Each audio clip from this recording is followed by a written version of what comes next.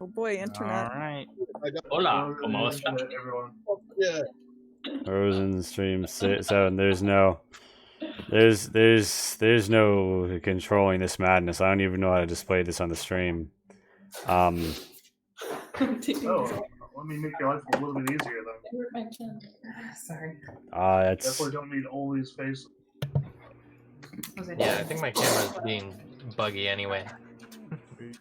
Like I I don't only usually do drink beer, guys, but I feel like every 10 seconds. That's inappropriate. It's much too soon. Me and Pat get to be sword queens together. Queen. yes. Yeah. Gay. Let's touch swords. Let's touch the tips of our swords against each other. Oh. Gay. I very much like that. The I can't remember what the name of that shape in the blade is. The like serpent. Flamberge. Flamberge. Yeah. Depends on the side. Basically, it's a Chris shape. Tabletop stream live now. Chris's are daggers, flamberges are swords. Flamberge is particularly the two-handed sword. This fine. Oh. Alright, kids. No. Friends. Queens. Are you ready to go? There a blue glow upon me. I don't like this. It's highlighting all the features I don't like. Oh. I like it. It looks cute. It's because of the shrine. Why? He's blue. That's why Iris is speaking of light. That highlights all of my features, and those are the ones I don't like. It's just not good. This is why you don't have a camera. I mean, yeah. This is no self-appreciation song. Making this off the camera. Yeah. You could also use my chalice if you want. Where's your chalice? No, but that is leftovers. There's alcohol right there. Literally quite clean. Yes. That's the type that cleans things. The only I bought Elfier's too. there are things that people only who are terms of serviceable able to consuming right now. Aaron, do you want me to clean my chalice so that you don't have to turn that off all the time? Sure. I bought them for my Murdoch Nichols cosplay, so they're a little too short to actually see through my hair.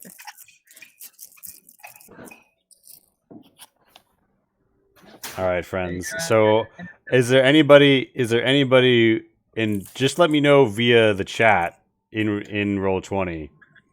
If anybody asks, you're drinking apple cider. Is there anybody who is not live? Is there anybody who is not in the Fifth Watch right now? This map that we all see. How do I make these things?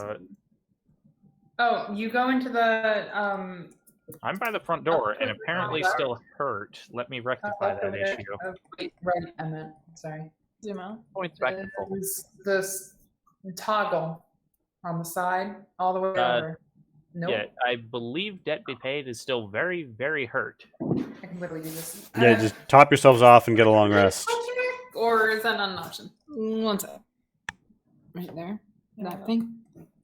What the hell is on me? Alright, go on the way down. Oh, I heard a bloop bloop. That name's only. Where's that bloop bloop coming from? Wait, how did I hear the bloop bloop if it was... Thank you, Flippy. You're very Dear Flippy, 1, 2, 3 Okay, so don't, is following. we do heal between sessions, correct? Yes, you're at full health. I just haven't done it yet. Please apply that. Is this fancy new token the new character for That is my guess. yes, the Geo... I want to say Geomancer, but I know that's not right. Or just Yes. Speaking of new tokens, You can never be too sure these days. What with Corona. How funny. Hey, you know what the best part about this is? We don't have to meet in person. We can't get sick from each other. Thank And God I we can't yeah, get Corona actually can not even still- remotely affected my life. okay, there's at least 4 of us who are within 30 feet of one of the other people on the street. Fair Quick, enough. Esther, cough on her. No! Pat, do you want to see something cute? Yeah. I Look at my little woman's knife. It's a knifette. Yeah, it's knifette. I have another one. Hold on. You wanted to buy one of those. Nifetite. Here's the other one. Just having Oh, SCA hell flashbacks. yes. Got like a little Oh, candle. oh my god. Are we examining it's so blades? cute. It's really Yeah. nice. Wow, is this really what my voice sounds like? Can you hear yourself talking? Yeah, I can hear myself. Oh my god, I have such a terrible voice. I mean, Ugh. you always, the rest of the time. Does anyone Well, like the sound of their own voice I don't. after it's been My recorded? voice is I don't know. gross I'm and pretty nasally. good. I'm pretty good about listening to myself talk. All right, so I mean, yeah, but Okay, at there least are now I reasons for understand. that. all right, gang. So here we are, all gathered up to engage in our favorite pastime, Freistadt, Dungeons and Dragons 5th edition. Hello, and to Mr. and Mrs. America and all the ships at sea, coming to you live from the quarantine zone to steal players' joke. We're having a fun time, and we have gathered here tonight in the 5th Watch, the tea house in the city of Freistadt, struck by disasters of various indeterminate and too soon-ified disasters here. Yeah, better. And you're in the tea house known as the 5th Watch, and you're all members of a faction known as the Chartists. All you need to know is that you're pro the independence of the city, and that means you don't want bad things to happen to it, and bad things are happening. Oh no! So you can at your convenience gather. Oh fuck! Did I not put the things in your Oh wait, yeah. No, hold on. Boop. There's a version of you that has the things. Oh, well then that other version of me will go away. Boop. All right, so I didn't say the other one. y'all can rally up around here-ish and begin to gather forth, because I believe you discussed going on a trip to Stall Shrine. Now tell me, Dark Prince, the player of Kalus, do you know of so you've been gathering some information on the situation in Stall Shrine, by which I mean you want information on the situation in Stall Shrine. Do you have Yes, anything that you I've would been tell to very- your Go ahead. Do you have anything that you would tell to your more recently arrived Chartists? Wait, I don't think Esther's on the board. Oh yeah, hold on. Oh, by the way, a centaur clops in. Clops in. Please tell me Centaur Cavalier. We Nah, wish. nah, she rolled druid. Esther, what are you? I'm a centaur druid. I'll Yay! have to wait for this character to die to make a Centaur Cavalier. So did you just like get stuck turning into a I'm horse, or stuck. How do I move this thing? couldn't Put yourself, unhorse and then yourself? you can move yourself with the arrow keys. that does actually leave Where an the hell interest- am I? Yeah, that does actually bring up an interesting Hey, question. Listen, when the Caledonar Centaur makes no Druid mistakes. when the Centaur Druid wild shapes into a horse, can they then drop wild shape to become just a human? I feel like they might have been just the human and just kind of like maybe they botched Wait. the wild shape into a horse. And Can couldn't. she wild That will shape now be into the a next origin of a Centaur I play. I personally like unzipping the horse half and then just pulling the human out. It was just like it was a horrible accident of wild shape that turned me into a Centaur. They'd be like, "Which would you be first, a human or a horse?" I'd be like, "I was a gnome."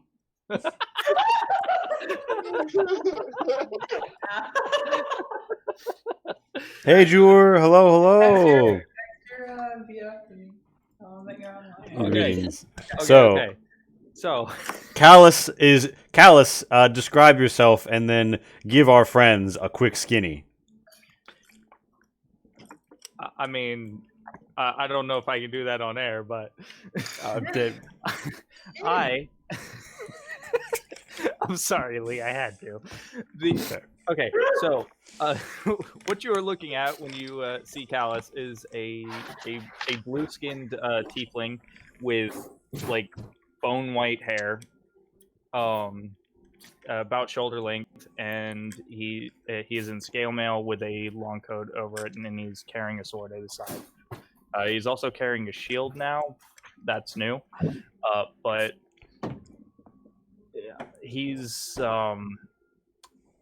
he's been trying to get together a group to deal with the whole Stall Shrine situation for about a Oh week now. shit, are we going in? Like a week of in-game time, and nobody seems interested. So, I'm Zavon Horns. but What are now that we've also- dealt with the gnolls, and now that we're actually focusing on things, we're trying to get into Stall Shrine, where there's currently a pillar of blue fire where the shrine is situated in the center of town. We'll the plan right now is to head into that district and See what the fuck's going on. yeah, see what the fuck's going on, because nobody's been there yet, and what limited information we have indicates that there might be some kind of spirit activity, some kind of restless dead situation, because all of the shrines are double as burial grounds, and this one seems to have been hit pretty hard by the calamity that hit the city. So restless dead. So potential for ghosts and spooky things. Indeed. That's about it. That's all I know and remember. Indeed. Now, many of the people here tonight are familiar faces, chartists who you have fought alongside several times. Others are newly arrived in the Fifth Watch, although are probably not new to the city. Now, let's start this off with Carl Ott. Hit us with it. Carlotta's a fairly plain-looking man for the most part. He's got that short brown hair, short, brown beard, brown eyes. He's got a good smile, and he's charming enough. Usually well-dressed, has a propensity for fire and anomalous events. Also a good alchemist. Play which well. His familiar is currently an owl named Noct. Hmm. It's knocked out. Well, night owl, but knocked out. Yeah. Nice. It's a Pokemon. I like it. I like it. Carl's a little odd. He's mostly friendly, but he can be destructive at times.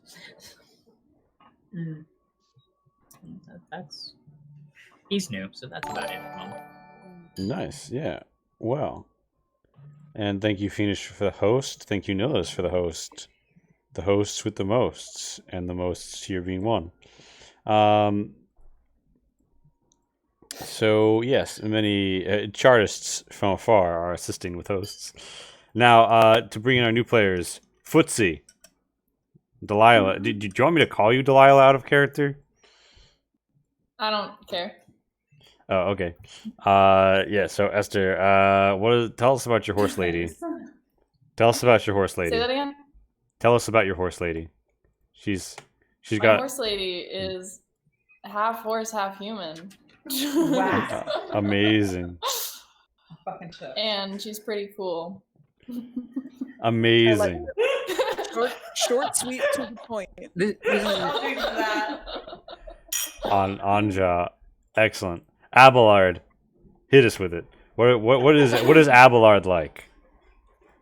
Okay, so Abelard is this human druid. He is walking around with some nice hide armor on, and he's stemming from the Arctic, looking to see what's going on. Amazing.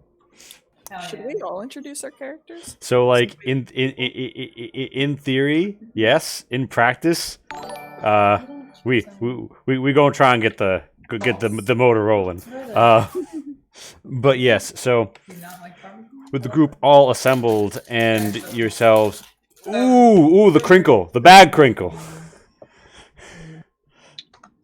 With yourselves all gathered up and ready to go, you set forth on a journey with your hearts put to great determination to reach Stall Shrine. You step out into the wreckage of the city.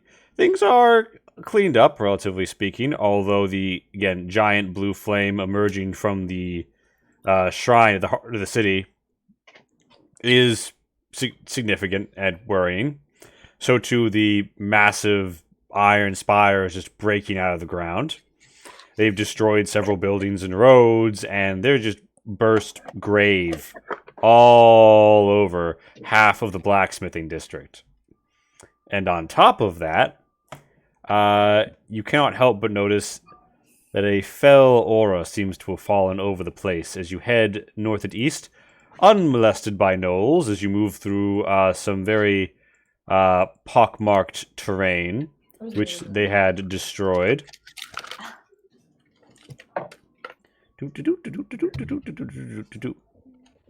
In and hold top side. Yeah, in fact, as you move through the area, you find that with news of the Gnolls' defeat having spread, Johann is here and quite pleased, as several other commoners proceed to, start to clean the whole place up. And they're like, "Oh, Sichatis, it is so good to see you, yeah? We were needing your defense." Oh, of course. All the commoners are German techno club owners from the 90s. Their funky beats have returned. Now's the time on Sprocket Trolley Dance. Oh. Yes. Lee, Yes. Lee, we have doppelgangers. Oh no. They explode. They explode when you see them. They explode when they see you. We all take 2d6 psychic damage from questioning place. Indeed. But yeah, there's some militia here who are a little worried as the regular people work. And Johann approaches you and says, I know it is not much, but we have found a nice storage of versts for you, and we wanted you to have some. Please. I don't require gifts. Pay them to us estate. But Storage of what? But we cannot pay the estate in sausage. You can pay the estate in monetary value of sausage. Ah, well, I I suppose. take a It's sausage. okay, I didn't get any of that either. Like, I just kind of slowly take a sausage. Yoink. +1 sausage. I'm not turning down food. Indeed. So See, if my character had actually taken the sausage, we wouldn't have like 80% of the sausage that they were offering us because my suit would eat some. So be happy, my. Doesn't your suit only eat like 20%? yeah, you keep 80%. We would have 80%. Oh. I thought you said we wouldn't have 80%, and I got real concerned there for a second. Obligatory, just the tip joke. All right. Indeed. Some people do give a long eye to the horse lady, but they've seen stranger things, and they're just Great show on Netflix. It's not bad. all right. They clean up. They clean up pretty well, and they all make way for you. The area having been recently purged of the gnoll infestation, you are all able to move fairly freely through the district. Assuming that you have nothing else that you want to do in downtown. I did want to cast Find Familiar before we get into anything. Okay. What kind of familiar are you getting? Seahawk, I think. Okay. Does it have SOD stats? I think if it doesn't, I'll switch to a poison snake. A tiefling what? I'm sure there's something you could substitute quite easily. Yeah, Hawk, there's a regular yeah. hawk. Dark pale. Boom. Dark power. All right. So describe for us, Titus, how you like go about finding your hawk in this terrain. Well, Hey, yo, Hawks, what's up? I light the incense. I perform the ritual. I think it, with my particular flavor of magic, it incorporates water, and I have a cauldron out full of water, and then the Seahawk forms out of the water. Wow. Yeah. So the people are like, "Oh, whoa! He can boil a hawk.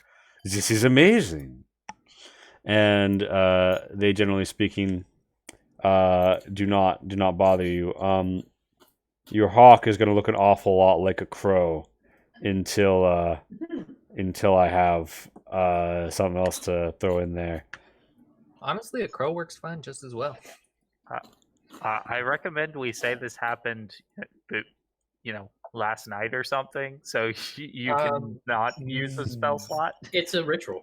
You don't have to. Oh, I shit. don't have ritual caster, Oh, but okay, you're not a wizard. Well, wait a minute. If you're a wizard, wizards have ritual caster. yeah, Yeah. by default. They're the main by ritual default? casters. Oh, I thought it was clerics. No, Clerics also do, but wizards definitely have ritual casting. Okay. There are several classes that have it. And you don't even need to have this. Yeah, you don't need to have the spell prepared or anything. That's why I have my owl with me. Cool. And Okay, so if we were just there for like an hour. yeah, you know, chilling. We all very politely wait. You can't go to a Seahawks game in real life. So watching a Seahawk get summoned in D&D is close I to think that. the greatest joke about a sports team with all of this going on was that it's like someone should inform the Browns about the virus. Playing in front of an empty stadium might not clue them in. I don't know what that is. Indeed. I just want to say, Are they a sports in team? character, if we were actually What there for sport? like an hour, Mhm. then Callus wandered off to the bar. All right, you find yourself. Now that is Kathos's favorite bar, isn't it? The one that was ruined. It is. And they're slowly putting it back together, aren't they? Indeed. You find, in fact, the old bartender. And the old bartender. I'm never mind. I'm milking this encounter. I thought I was going to usher you along. The old bartender says, "Oh, if it isn't my regular Kathos. Hey, how you doing, Phil? Oh, can't. Other than the fact that my livelihood's been destroyed by strange hyena dog beasts. I can't really complain. Yeah, It's okay if we kill them.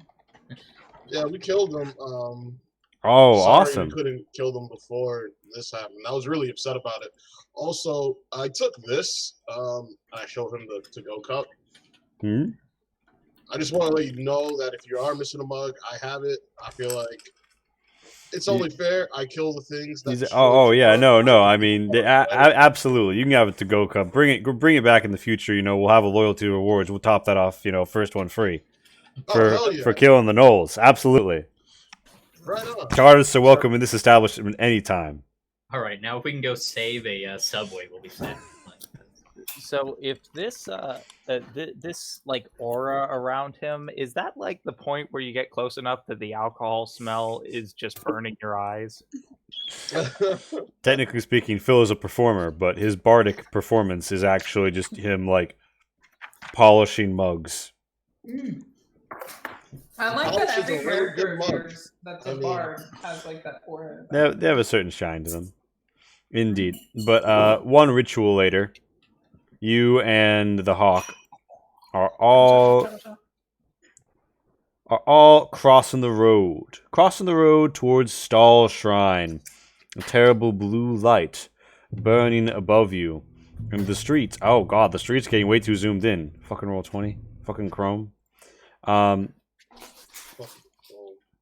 The streets. Ooh, I like this music. It's new. Indeed. Providing. Strikes It a is. chord deep within me. Yeah, so the streets, It's so sensitive, Esther. Is that bad? So sensitive. it doesn't, no, not that sensitive. Anyway, you guys arrive at the edge of the blacksmithing district. You do actually hear the sounds of some people banging metal still, although you also hear some fairly terrible wailings and screechings, followed by occasional clatters and pounding, heavy pounding, like maybe metal boots, but more precise and clinking. Got blue man groups in town. So, as you guys are out I here, and resemble that remark. you see this Titus, the water gnast, is just like, "What's up?" You Wait, can you ping where we are? I mean, Callus resembles that remark as well. That's true. You're putting together a blue person group. So here at the edge of Schmeidku, you can hear some banging. You can see the temple hill, the shrine hill rather, aflame. What do you Did I lose someone? Alright, let me put it this way. You come close to the terrible, noxious burning, and you feel it in your bones, your very souls. Can everyone give me either an Arcana or a Nature roll? Now, for our friends who are perhaps engaging in Roll20 for the first time, a quick run-through on that. If we bring up our character sheets, hit the character sheet portion, we'll see all these cool thingy-wingy-wingies about them. And one of them is on the left-hand side. We've got a list of shit that says skills at the bottom of it. Ooh. I finally fucking rolled well on Arcana. Alright. I love it. The newspaper thing. Yep. And click your character. Yeah. Character sheet. You scroll down a little bit. Nope. Up. Yep. There. All right. You see, there's a whole list of skills and shit. Hit either nature or arcana, depending on whether it's better for you. It will tell you. Yeah. Nature's obviously gonna be better. Did I do it? Fucking druid. Did I do it? Yeah.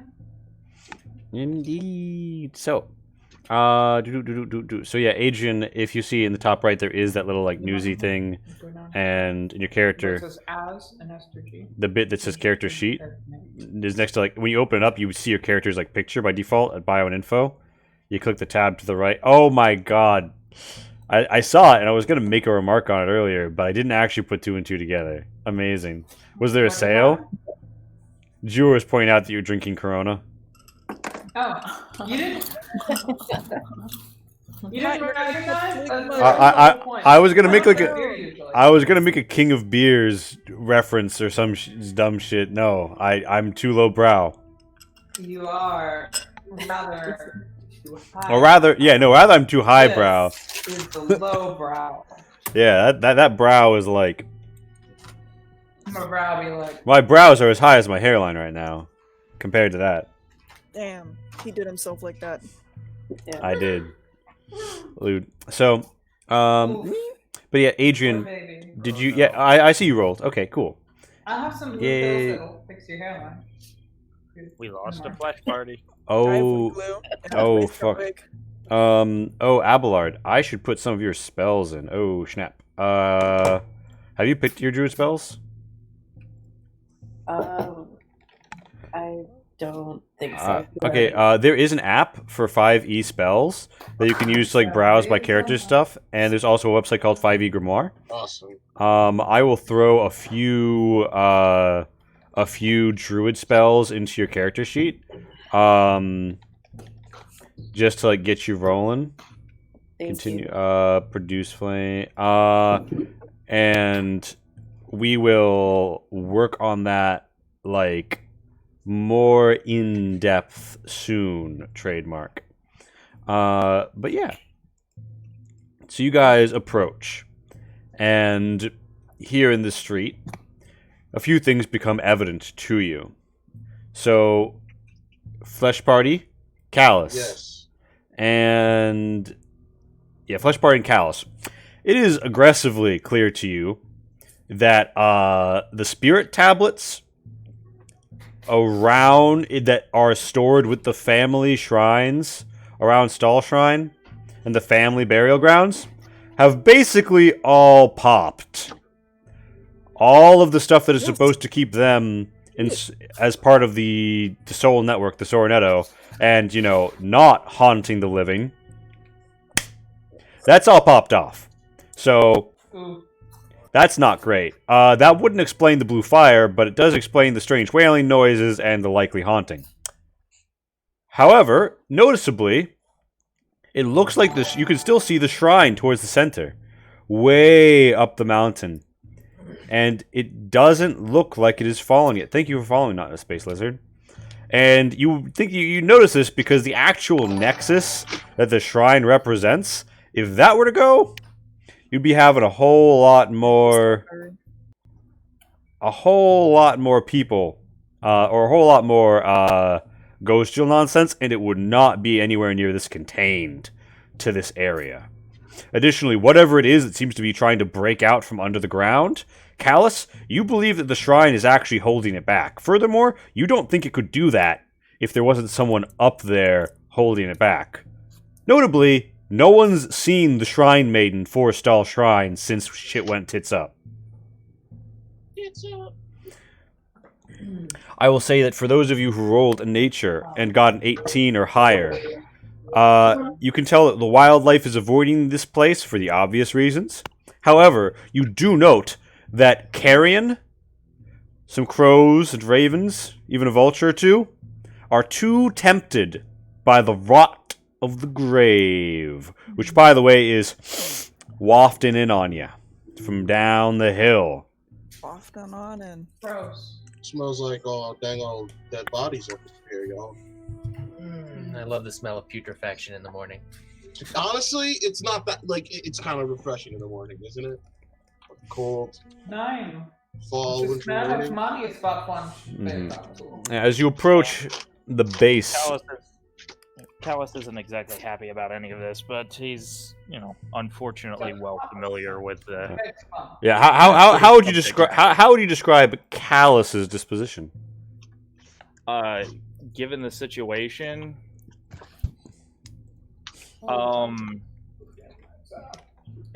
he's clearly unhappy with the broken spirit tablets, but he's also not particularly uncomfortable, or not Indeed. as uncomfortable as you might expect dealing with the more Indeed. spiritual nature of whatever Indeed. we're about Although to be going into. as you draw closer, you do feel the flame on your blade burn a little bluer. Feel your hand. You feel something shoot up your hand as your blade hungers for something. But yeah, you arrive and there's like one guardsman and a militia next to a destroyed building. The ascent up Stall Shrine is barely even there, but as you approach the base, you see blue flame seems to guard its entrance. A guard approaches and says, "Oi, you're all the Chartists then, yeah? I heard how well you did killing all those gnolls, and I was hoping you'd make your way up here soon." Is that what people are calling us? The Charters? The faction's name the faction's name is the Chartists. Oh, the Chartists. Oh, okay. I thought we had like a cool superhero name. Yeah. So No, slave. he says he's like, well, I'm glad you're here. My house. I'm glad I was out of the house when the whole thing started exploding. It's covered now, and I've just sort of been squatting in the ruins trying to, I don't know, scare off the ghosts. But anyway, my name's Doc McButtons. This here is my associate, Tinkleberry Inkfingers. You actually just hear Carl be I'm sorry, what? As he's just kind of like alchemical salve on his upper lip. Yeah. Tinkleberry is actually a scribe in his spare time, isn't that right, Tinkleberry? Yes, sir. That's how I make my living. All right. I'm actually going to curtsy to Inkfingers, and I'll say, good day to you, Tinkleberry Inkfingers. Tinkleberry's like, good day.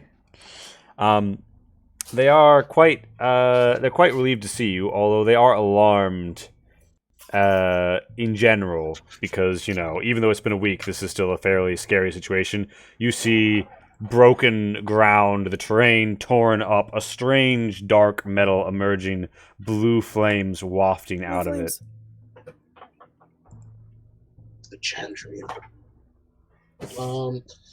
What's been going on? We've unfortunately been busy elsewhere, and this is our first time here since all of this started. So, what's been going on? Indeed. So, Adonis, you arrive. How do you feel about this very scary situation? Adonis is quite scared. He's feeling very lost without Lush by his side. He's kind of trying to stay near, Lady Debt be paid. He's going to try to cling to her a little bit, but he's quite worried for his own safety. All right. This is okay. You can cling. Here's a question. Is Adonis like a horse boy? Is he an equestrian? I think he has a little bit of like past knowledge in horses from how he was raised, but he's, Hmm. it's rusty. It's rusty. I'm just saying because like right now on the map, you are cowering behind the horse I am lady. carrying, I'm not gonna mount someone without their permission. Maybe down the road. If they're That's cool. just good There's always manners. time for consent. That's Yeah. right. That's right. The Halfords raised their boy right. But yeah, so you're behind them flanks. Do you wanna say hi to the little timid noble femboy? What? There's a femboy, and he's What's a timid. femboy? Femboy. Femboy is like what I was. before I He's transitioned. just a twink. Say hi to them. They're cowering behind your butt. Oh, they can mount me. Now, in character, is that what Futzy just turns around and says? Carl was just like lighting a pipe, just like, all right. So, My father taught me not to mount on the first date. so Doc McButtons looks over his shoulder and What kind of horses did your father own? It says he seems a little bit taken aback by Callus's wishes, but he works through it. He says, well, right. Well, no. All of this is going on in the background, and Callus is just pinching the center of his brow and going, "Please ignore them." Right. Well, look, it's above the likes of me to question how the heroes of our city conduct their business. All I know is you get results. Really not. You get results, and I'm not too concerned about the rest of it. So I don't know what's going on, to be perfectly honest with you. I've seen ghosts, and I've seen men of metal, and sometimes they clash, but other times the ghosts just seem to have run out into the city, and I know that there's been hauntings all over Schmeidku, and it's been hard to keep the forges going, and I know that some quite dead blacksmiths have returned to begin banging their iron once again. It's rather troubled their successors. Metal men, like in armor or living armor? I mean, More or less than the living blacksmith. it's like Very important to you know how there are stone statues at the bathhouse. Yes. Imagine that if the whole skin was metal. Oh, it's just like a completely metal man. Yes. Oh, that's Yes, men of metal, yes. okay.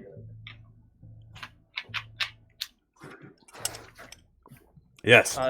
Is there anything else you can tell us? Looks around and says, yes. I don't know if this is going to be helpful, but we've all been having, well, at least me and Tinkleberry, I don't know if anybody else has had it. No one else is sleeping so close to the shrine, but I've been having a strange dream. Oh yeah? I wake up and the river is at the base of the hill, and there's no city, and there's fire, and there's a mon flying on top of the hill. It looks almost like a horseshoe crab. No. And Is anyone else? I taste blood in my mouth, and I look down, and there's an arrow in my chest. Tinkleberry has it as well. Yeah. By the way, anyone with history, this would be a great time to roll that. Hey, that's me. It's no. me. If you would have any reason to know well the particular history of the city, you would have advantage on this roll. I mean, I feel We like already I slept. do. I You know what? a lot about my city. You already what? Asked about the taxation. All right. So we've got some high results here. So let's begin at the bottom. Debt be paid. Nope. I'm sorry, what? I wasn't paying attention. What? Assuming I have advantage, I had a 20. Okay, so Harry Detlev. What is history anyway? History's for nerds. Yeah, I heard something about a crab. What? He So just said that because he failed history. So, you guys who got in the higher percentiles, you know, there was a battle at this hill a long time ago.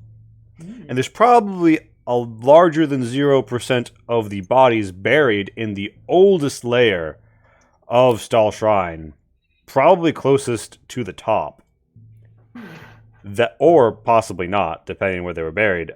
You know that there's probably a lot of people buried around here who actually died in the Battle of Stall Shrine that predates the city, but is part of its legendary founding because the town, there was like Venig Volenheim was already here, and people had already settled on Council Island, but the city didn't really begin to spread to the mainland and congeal into one city until after the Battle of Stahl Shrine.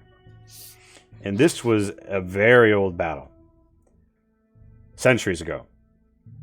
So, like, potentially a mass grave with 10 like, hundreds of skeletons in it, maybe. Yes. Many, many skelly boys. All right. That being said, those of you who got a 20 or up would know that the commander of the winning side ordered all of the fallen cremated. So there are some bones, but there's not a lot of, like, other organic material left behind. There's sauce down here. So there was, but there were still proper burials for everyone, but they did have to condense them. In part because they were ordered to bury them in a very strange pattern around the top of the hill. This pattern has since been long forsaken in terms of, people just buying plots from the city and setting up a family mausoleum wherever. There's individual mausoleums, there's joint lots, there's big plots all over this place. And there is, generally speaking, a bit of a haphazard situation, but you would know that the Herzogin to the north, basically the Duchess who rules the realm to the north of here, her ancestors were the decisive victors of the battle at Stahl Hill, and that they patronized the creation of Stahl Shrine to help tend to the ensuing problems, because Stahl Shrine proved to be a historically sensitive location for some reason. You would also know, anybody who got like a 14 or more would know this, that a massive flood hit around the same time as the battle happened. And it actually, towards the tail end of the battle, swept a lot of people out and down the river. And people still have, like, rusted armor and weapons that their ancestors fished out of the mouth of the bay. Because cool. The soldiers were actually swept out to sea. Not to sea, but you know. Light armor is not conducive to swimming. Indeed. So, you would know that there is definitely a historical situation here. You would also know that, anybody who wanted to roll a religion might know more about these dreams. Oh, fuck me.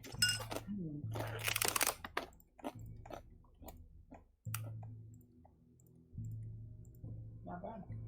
Should I roll it? Yeah. I mean, I'll try. All right. I didn't roll a 1. All right. So, you guys know quite a bit. Those of you who just rolled, like, high, you know that until some more spirit tablets can get made and some exorcisms can be done, some of these ghosts will have to be beat down, but because the Soronetto isn't broken in this place, at least some of the spirits here will be attempting to retain order in the land. The Soronetto, or the Soul Network, is the basis of all human civilization because it keeps back the worst of the monsters from making mass incursions. And while it doesn't normally happen in the center of civilization, this is an instance where that network is fraying, and thus the resources being drawn upon. And the spirits of the past are, in many cases, fighting to defend you. Although some of them, particularly those who died and were wronged in some way or felt forgotten, will not be. Huh? Furthermore, yes. Does a cursed sword affect ghosts any different than a regular one? Just Yeah, because it does magic damage. Ooh, Which is okay. going to be real fucking important at some point in this session. It's gonna be nice. I got a cursed sword. It Indeed. talks. It hungers and it says, "Your ancestors bathed in blood on this hill, descendants." And only Adonis can hear Quiet, this, I know but this already. I read about this. you will bring honor to them or die. He kind of like just sheathes his sword. He's trying to hush it. Hush. Hush, hush, sword. Indeed. But Adrian, or should I say, Abelard. Abelard, you are a Scordian, or at least have come from Scordia to the north, the Icelands, and you have been to a place like this that was minted a lot more recently. So, a Blorkish invasion has attacked and subjugated the northern lands, the Arctic lands, and a whole lot of people died. In the battle, you saw the shamans call upon not so much individual spirits, but the spirit of the deceased, or the spirit of vengeance, and the spirit of rage that joined the battle on their side and created chaos. You feel a similar sense, and you taste on the wind that same venom. And you get the distinct feeling that there is something more deliberate at work here than mere disaster. And as you see these blue jets of flame, you will recall spiritual energy jutting off of the shaman's rituals. So yeah, fun facts. You're free to share with the class. If anybody would like to confer about what they've just learned, for the moment, it looks like the coast is clear. But it also looks like the coast might not be clear indefinitely. I say, buying myself 10 seconds. Doc just, like, went under my token. I feel like I've been possessed. Is this a bad thing? Or a mistake? It's okay, we'll beat it out of you. Slap you in the face with my sword like that one guy. I mean, I feel like I should be okay. I'm pretty sure. Actually, no, I know for a fact because I just got through doing a game where this happened to me twice in a row, and it sucked. But possession is a charisma save, and I'm real good at those. If possession lasts longer than 4 hours, call your doctor. Like priapism of the spirit. Like, all right, guys. So what exactly are we doing here? Well, given the situation and whether I'm not sure we'll be able to do a whole lot, but we do need to figure out what can be done, and then I believe we need more of the oh geez, do I have it? Yeah, I can't remember the name of it. That stone that had the that we made that deal for the medicine for that we haven't finished. Yeah, that deal, which timeline has still not come up. It was a week, and if every session is a day, we still have a few days for it left. No, but we're coming up fast on it. But we need the stuff to actually make I have more a spirit. tablet. Yeah, we need the stuff to make more spirit tablets to put In theory, I have one still from the Templars. Just the one? That's all they gave me was just the one. Well, that might help us. Technically, I can't use it because I did promise I'd use it to hunt down the thing in the mist. So. But I'm also a charlatan, so my word doesn't really count for much. That's a good point. Indeed. Wait, what did you promise to use it for? There's a thing hunting people down in the mist where we got it. I'm technically supposed to use it to hunt that thing down. Oh, is that? I think this might be more of a Lee question. Is the spirit tablet he got from the Templars when they went to the, or well, no, I was there, but I was actually gone for this particular bit of this session.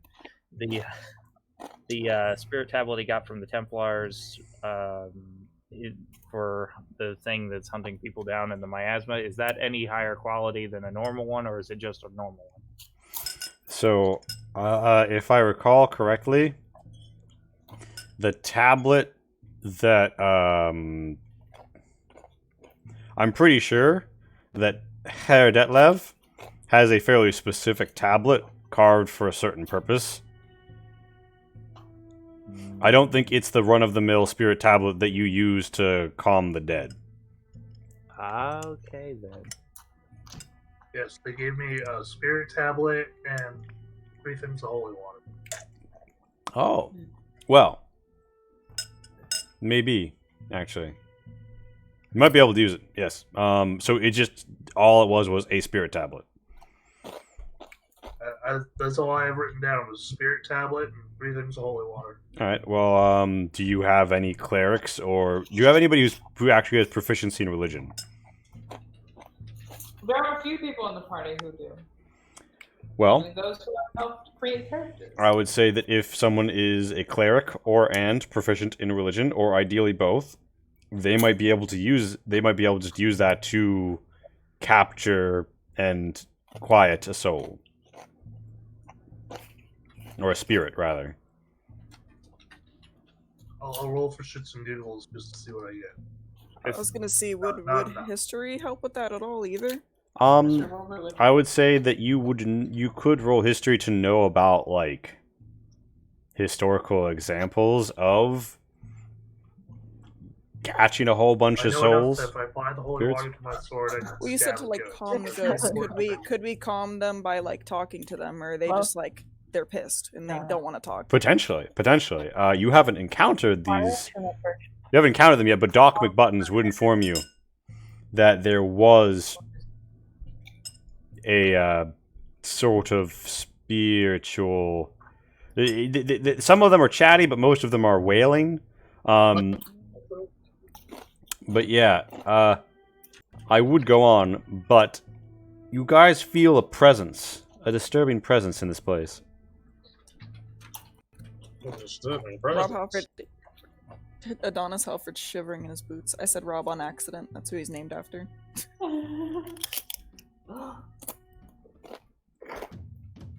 Uh-oh, he hears boss music. On the blue boss music, does the boss hear player music? He's clinging to Dead Be Paid. Alright, so the broken maws in the earth and the blue flame begin to spout forth. Forgotten warriors and a forsaken keeper. Okay, looks like they really want Carl just kind of takes 2 steps into the middle of the pack. Do they seem... I will ready in action. Do they seem immediately hostile? They don't seem happy, but the Forgotten Warriors have not yet drawn their swords. The Forsaken Keeper looks down at you from a pyre of iron. And she looks down and she points to Callus and she says, "You." But after a second, you realize that the Forsaken Keeper isn't pointing at Callus. She's pointing at Callus's sword. Oh, shit. Oh, shit. At which sorry. At which point, Callus actually draws the sword. Not in a. He doesn't take any kind of offensive stance. He just removes it from its sheath and holds it kind of out horizontally as a more is in a presenting it manner than. And what does the sword look like? What does the sword look like normally? Normally, it looks like a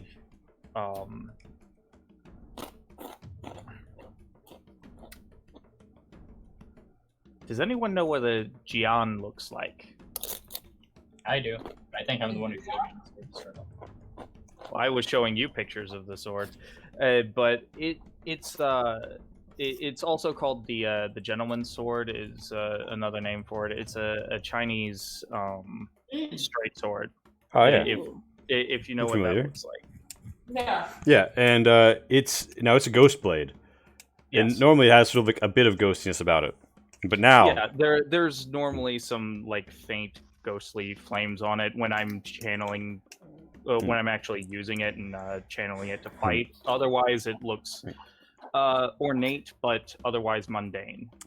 It does not look mundane right now. Right now, it burns with a blue aura that sears the eyes to even gaze upon it.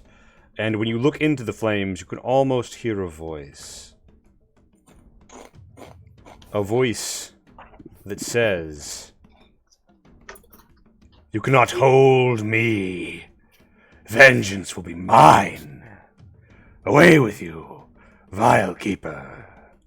And the Forsaken Keeper sort of draws back her hand and gives a knife hand of condemnation. The Forsaken Warriors shing, shing, shing, draw their blades that become arcing, curling things of fell light, greater than any mortal weapon. And they advance. So it's initiative time. Yay! Let's get to the dying. And as this is happening, Callus actually looks at his sword and says, "I was wondering when you were going to speak again." And then take the battle stance.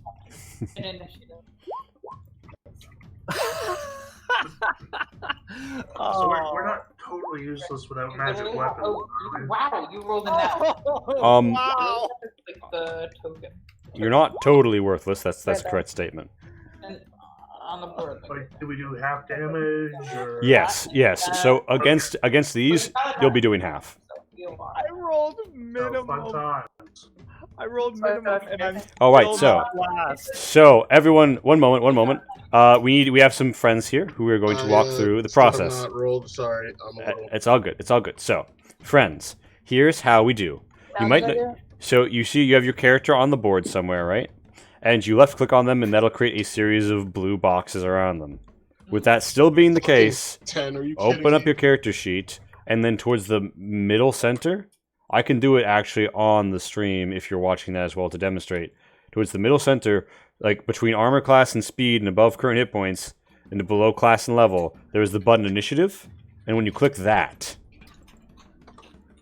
it'll put you right.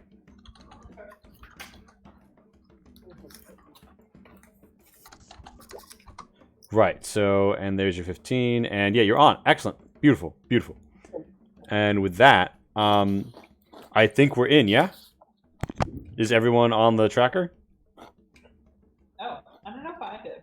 I am on the tracker. No, I don't know. No, I'm sorry.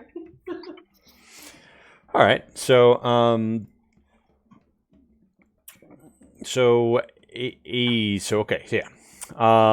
it is a Forgotten Warrior's turn. This Forgotten Warrior floats, almost seeming they run almost out of tune to the real world, almost seeming to float forward, and emerge through a wall behind Tinkleberry Inkfingers, who drops their pitchfork and falls over in shock. Oh! Rip. It is. Who would have guessed that he would have been great? So, Footsie, it's your turn. It's time. It's time to clop into action. What you doing? I'm clopping towards the warriors, I hate this. and that's about it. Who's your character? And how do I do it? You left. Like your character. No. And I go boop boop boop boop boop boop boop boop. You can also carry her. Yeah. Woo! All right, so hold on. So like you wanna like, all right. So you ain't gonna be standing in the hole. That's a woo. Okay, so can I stand over here? Yeah. So you have, I think, is it 35 feet racial speed as a centaur, or do you get 40? It's 40. It's 40. Holy fuck, it's 40. All right, so yeah, we'll call it. In general speaking, the broken shit constitutes difficult terrain, which costs twice the movement to enter. But I'll say in this instance, you can get to about here, yeah. And so you want to get up next to this person? You want to wreck his shit? Like what's the plan here? Like so Esther, do these people that you're about to attack Yeah. look like they're corporeal or not? Yes, they do. They do. Ooh, they're ghosts. Are they solid or not? Made up of blue ectoplasm. Ooh, lampshade hanging. Physical damage might not be great if it's not magical. Ooh. Yeah. So They look like if you hit them, it'll pass right through. yeah. Can't help what? Yeah, so with Footsie, you do have some options to pop people, by which I mean you have produce flame. I'll do that. Alright. You should have on your character sheet in the attack, you should have a bouton. Do you have a bouton? Yes, you do. Produce flame. So in the middle it says attacks and spellcasting, have the names listed on the left, damage on the right. And you notice it turns right when you mouse over it. And if you click on the produce flame bouton, it'll send that right to the chat. Alright, did I do it? Yes, you summon a ball of flame to your hand and you just yeet it at the enemy. And you hit. Now, can you mouse over the words produce flame in the chat and you notice that they turn red? Yeah. And what does that mean? Oh, it means you can click on it. Woo! So if you click on it, it'll do a thing. Boom. Popping them for 8 fire. Alright. They are singed but unmoved as they prepare to engage in battle with you. Adonis, Can I move 20 feet and still attack? Yeah. You move up to 30 feet. I'm gonna go ahead and try to white knight Tinkleberry over here. All right. I'm sweating. My knees are shaking. I'm spaghetti. I'm gonna try anyways. Mom spaghetti. So as a casual reminder here for the group, if you stand like here or here, you could gain flanking. Oh wait, can I do that? Can I go back? Indeed. Adonis, the sword is like, step behind your opponent to gain flanking, and you have to hit A to like go through the tutorial. I knew that. It's like this is like the sequel, and Adonis is like, but I already knew that tutorial guy. Anyway, so you attack with advantage, but that's a hit either way. You can roll again just to see if you get a crit. But yeah, so Adonis's enraged blade hums with a sick red hiss and cuts into the spirit for 12 slashing damage. I don't understand why you like this. And it's just like, these fools dare to challenge your forebears. And it is Deputy Paid's turn. And Deputy Paid, there's ghosts, there's spoopy stuff, and there is a lady who seems to be really angry about something. Oh no. So I rolled in 20 on my history check. It was not perhaps natural. Perhaps do I recognize her by any reason? So, you don't necessarily recognize her personally. That being said, you do see... Achoo! Bless you. The symbol of No, wrong. Did not mean to hit that. The symbol of River Pearl Temple. Now, River Pearl Temple was the temple that used to be where Council Island is now. It has been destroyed for a very, very, very, very, very long time. So she is a very, very, very, very, very old Forsaken Keeper. And based upon the name Forsaken Keeper, you might make some intuitions about that at your leisure. Yeah. Perhaps. Perhaps I mentioned. Finally, I'm not liking the way the audio is treating me tonight. That's sad. Not my favorite people is what I'm interpreting. So, it's perhaps my turn. What can I do about this? Let us look at my ruler for a second. Okay, so it's going to be long distance. Alright.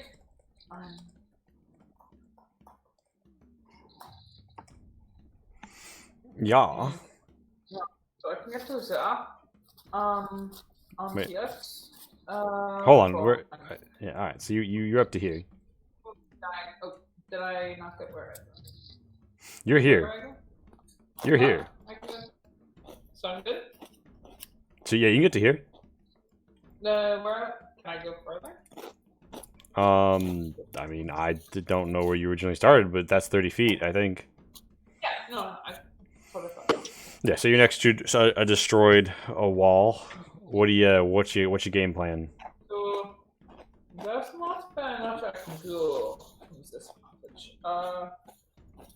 But I would like to declare a brand on das Volkskeeper.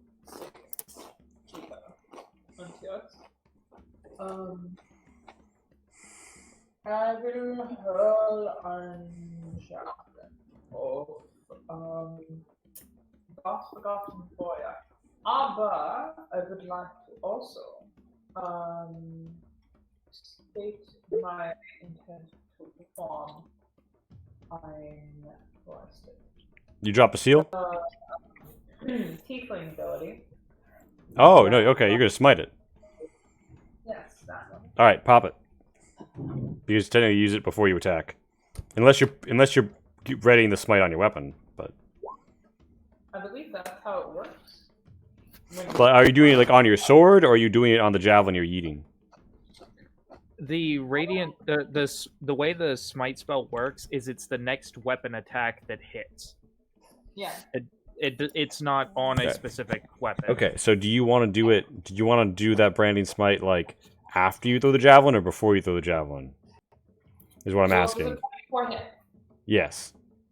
then it doesn't really matter. Okay. So you hit the the javelin's damage type is set to be The radiant. javelin Huh? itself kind of No, yeah. flies So the javelin would have passed right through it, but the branding, searing smite, different spells. A radiant, fell black gold glow punches a hole through it. Little ectoplasmic splash splooshes, like coins from a slot machine, strike the ground below. And yeah, that'd be paid. You've yeeted a javelin. That is, you moved, you've attacked, you've done a bonus action, boom, you turn. Abelard. So, welcome to Dungeons & Dragons 5th edition, where you have many exciting options on your turn. So, there's a few things you can do. You can move. You always get to move. By default, your movement speed is 30 feet. You might notice that some things on this map look like they might be hard to move over. Oh no, like difficult terrain, perhaps, one could call them. Terrain that is difficult. So if you see some broken stones and stuff, it's probably difficult terrain. If you don't, it's probably not. But always feel free to ask. So you can, just as part of your turn, move up to 30 feet. You can do this at any point in the turn. You can split it between what you do. You then have a main action and a bonus action. If a spell specifically says it uses a main or a bonus action, it does. In general, most things require a main action. If you want to bonk someone, that's your main action, most of the time. And as a druid, and with the spells that I threw at you, you could choose to also pop a produce flame at someone if you'd like. That also appears in the middle section of your character sheet. Otherwise, you can and if you just want to do something but you're not sure how to do it mechanically, you can just tell me what you want to do, and I'll let you know how that gets done.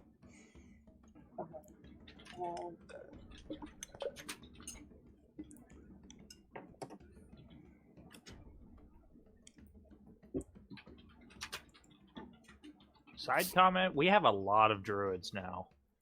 Oh yeah, no, it's do. What the druid gang. hell? Welcome to the urban campaign where we're rolling like 6 druids deep in the pool. I love it. Bring it on. I love it. We get to explore the urban wildlife a lot in this campaign. Am I able to move more than this, or that? So I So, think like, so. The funniest thing though is that I made my girlfriend a character too, and she's also a druid. So yeah, it's the entire freaking Pat gang. She's like, okay, I'll play the anti-paladin. Everyone else, I want to be a druid. So Abelard. Right? So Everybody around me wants let's to be a say druid. you started I just here. want to destroy the world. Yeah. Oh, by the way, so you see in the top left, you have a variety of buttons, right? You may note. So yeah, you see, you have one that looks like a pointer. And you might notice you have one that looks like an orifice being violated by a ruler. That is how you measure things. My sisterly. So if you click that, you left click and drag, and then you can tap right click to put a joint, and then you can measure how far it is.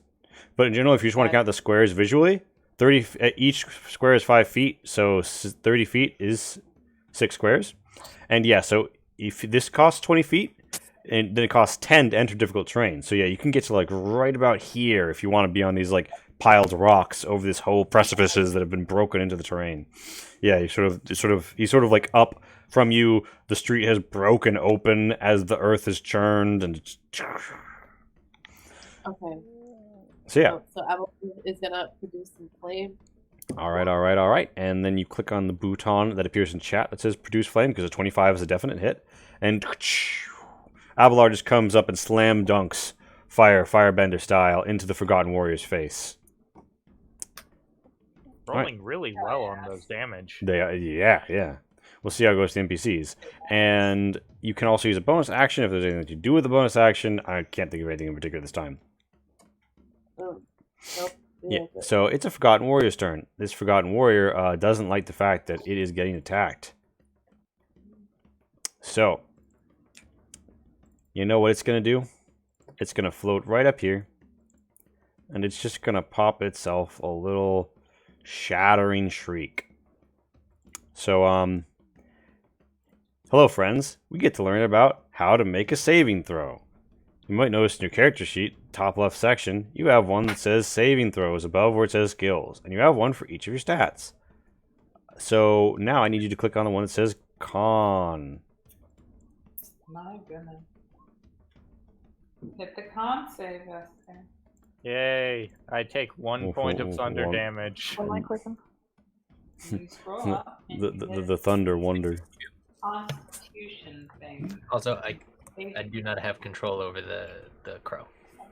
Ooh, that would be a good thing to have for your familiar, wouldn't it?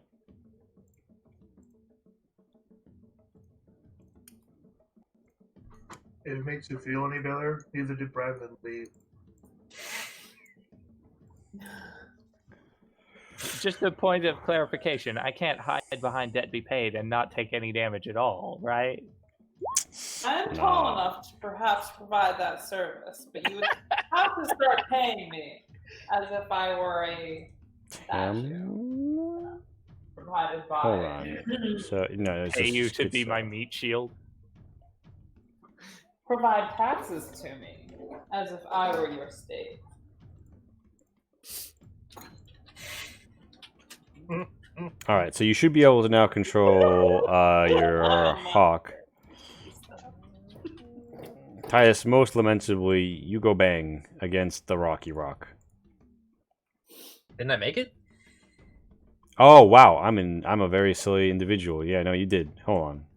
Oh yeah, no, you got a great save there. I'm misreading this whole situation here. Footsie, you're only gonna take a 1.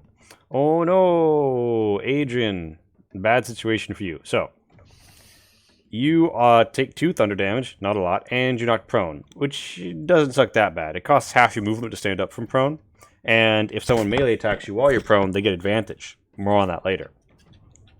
But in particular, in this instance, you've just been knocked on your back while you're on a broken slope of rocks over 2 precipices on either side of you. So would you care to make me a further dexterity save at this point in time?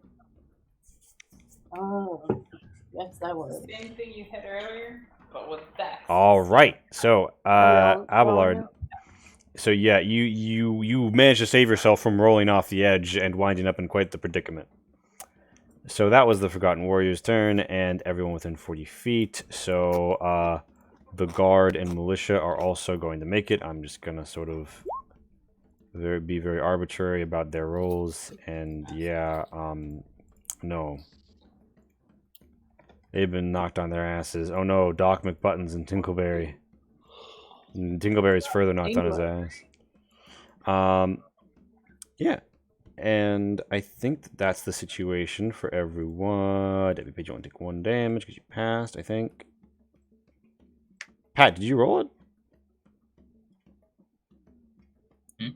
I don't... Yes, Pat G. I'm an idiot. Alright, so, yeah. And, I guess... Death 11 Kathos, you guys are also within 40 feet. So can I see them con saves? Yeah.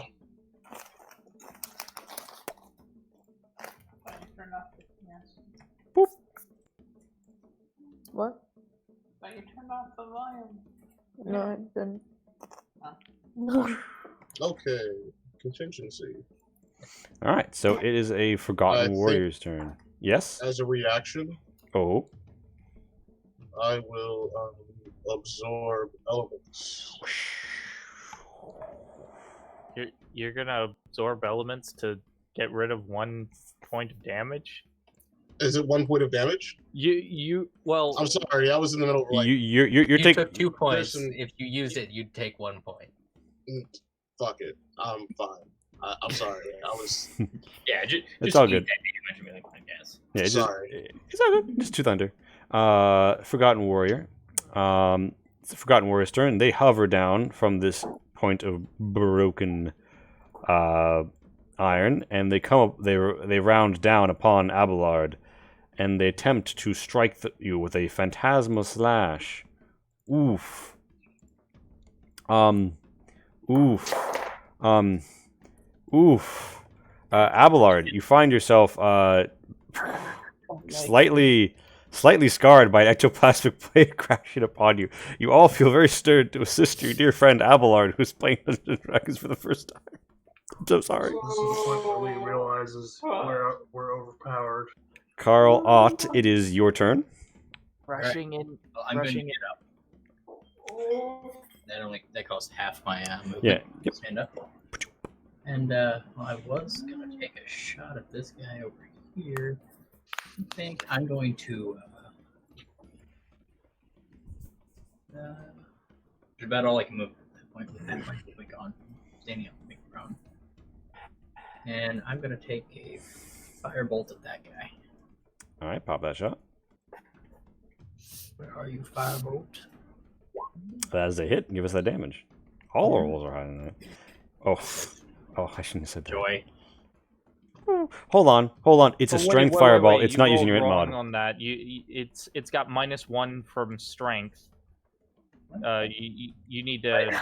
I don't have it set on strength. A strength fireball. You punch the firebolt into them. Yeah, it is set on intelligence. Actually, it's not set on anything. It's a spell. Yeah, the dice roll was actually a 2, but Yeah, I have it open here. It's not set to strength, but yeah, so it's 2 points of fire damage. Okay. Okay. Wait, so well, Yeah, the for dice some roll was a reason, 2. It subtracted 1 from the damage for strength modifier. Huh. And looking under like my Yeah. character sheet, it doesn't have strength listed for damage. All right, so you them with the fireball. It is Herr Detlev's turn. Herr Detlev. Well, I suppose I have to spend half my movement, so there goes where I was planning for my turn. So I'll stand up. Then proceed to do nothing. Nothing? Okay. Well, I mean, I suppose I can move, but Yeah, you still got like 15 feet of it, right? yes, with difficult terrain, I can only get that far to where I was going. So Oh. And do you want at least take like the dodge action to get hit less, or? yeah, sure, why not? All right, Kathos. Okay, so here's what I'm gonna do. Hmm. I am gonna somersault roll to get back up on my feet. Boom. And move half my movement to get right here. And then I'm gonna bust out a crowd favorite. Just let the page load. Okay. It's gonna be aimed at this gentleman over here. Mhm.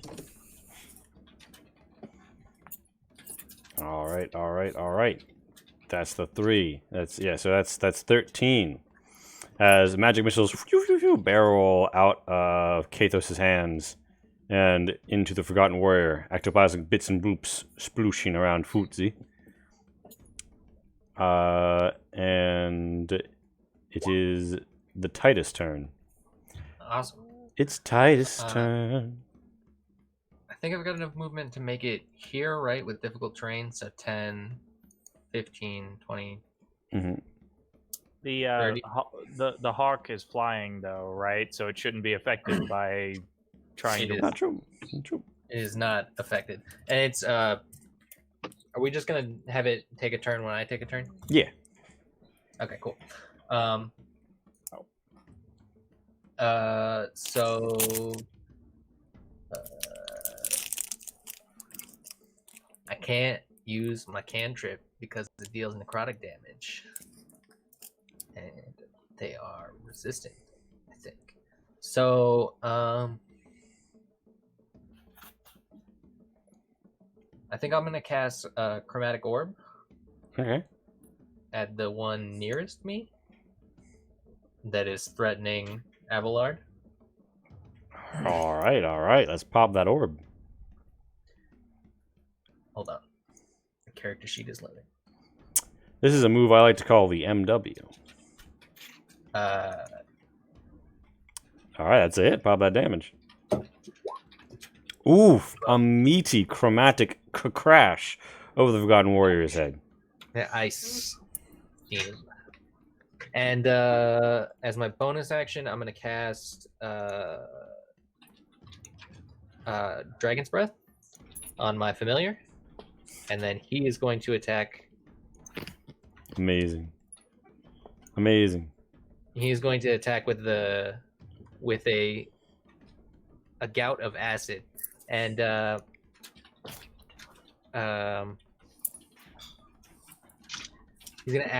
he's gonna spit out a gout of acid. And can I angle it so it only hits the Forgotten Warriors and doesn't hit Abelard? Yeah. It's a line, right? It's a cone. Okay. So Yeah, I can he'd be, imagine. like, on my Yeah. shoulder. All right. Yeah, for sure. Cool. Abelard, you see a chromatic splash of light and energy next to you, and then like some acid goes by next to you, but not on you, just nearby. Okay. You do an eye. Yep, and that's what I can do. And Forsaken Warriors, Dex. And They what kind do of not damage? make it. Yeah, they do not. It is That's 3. 12 acid, right? Yep.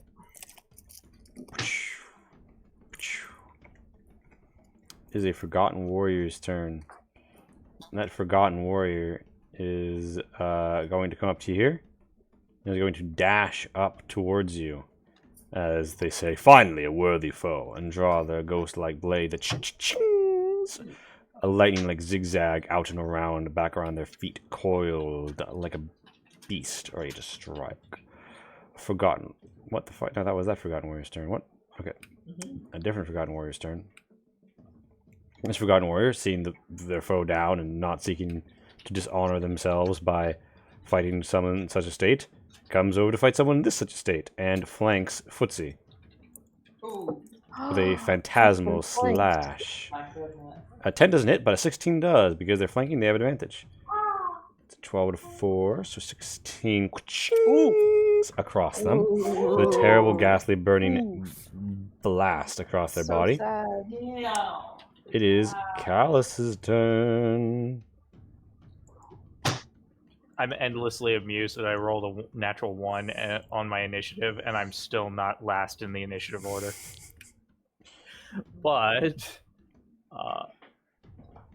Callus is going to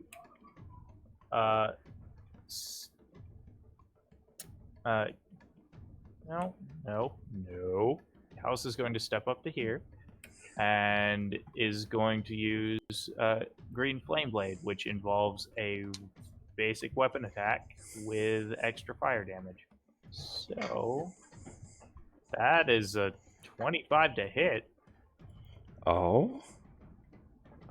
Yeah. So you gonna hit? Yeah. And Which does 7 slashing damage off of the magic. And give me 1 second to turn off the second thing. And an extra 7 fire damage from the Green Flame Blade strike because I'm level 5 and it's better now. you cut through the center of the samurai. They look around at you, stunned for a moment. And then you see the two bits of them drift apart, grow wispy and vaporous. And as it does, you can hear, faintly, A whisper on the wind. Nani? Omoi wa mo shinderu.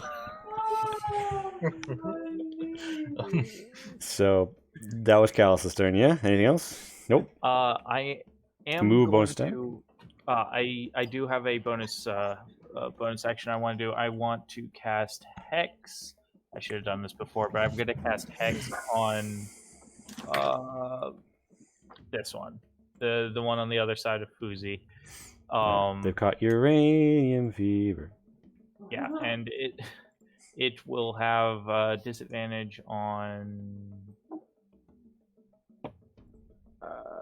Attacks? Dexterity ability checks. Fair deal. So, this is the Forsaken Keeper's turn. The Forsaken Keeper floats down from her position high over the battlefield. I also point my sword at her after I kill the other guy. And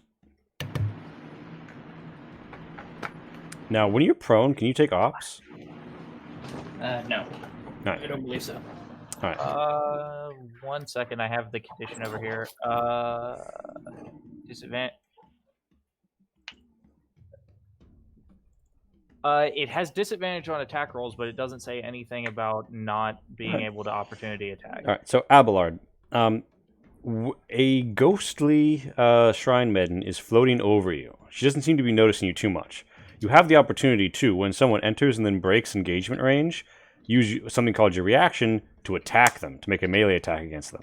Would you like to... Presumably you have like a quarterstaff or something, being that you are a druid. Do you think that Abelard would, from their position on their back, somewhat at disadvantage, take a swing at her? Scimitar. Oh, scimitar, okay. Abelard is not going to.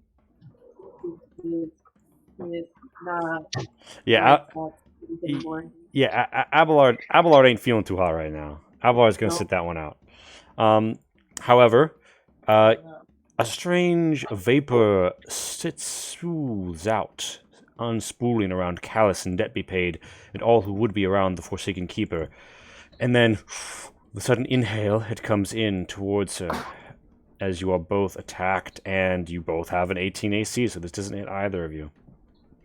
Well, it is a Forsaken Warrior's turn. The Forsaken Warrior is going to say, "Finally, a worthy foe. Wait, I know you. You are Halford. I'll make you pay." And with that, they bring their Phantasmal Slash down, and Adonis, I've never met you before. too great a warrior, parries the blow. Yeah. Footsie. Get all the way over there. I'm protected. It's time to play some footsie. Footsie's turn. Can I do the same as my last turn? Yeah, you want to like. Well, I think is Produce Flame a ranged attack? Because if so, what it means is you'd have disadvantage in melee, which is to say when someone's right next to you. As it is. So what should I do, Pat? Do you have any touch attacks? What are touch attacks? Those that are not ranged. Like crossbow, scimitar, thunderclap, produce flame. Thunderclap. Wait, or is Thunderclap 10 feet? Thunderclap? Thunderclap is a like 5 foot every direction around you, I believe. Yeah, Alright. it's a 10-foot cube directly around you. So, wait, a 10 foot? 10 foot fully across. It's all Did I the do squares directly around you. Oh. So yeah, Footsie, do you want to boom clap the sound of your heart?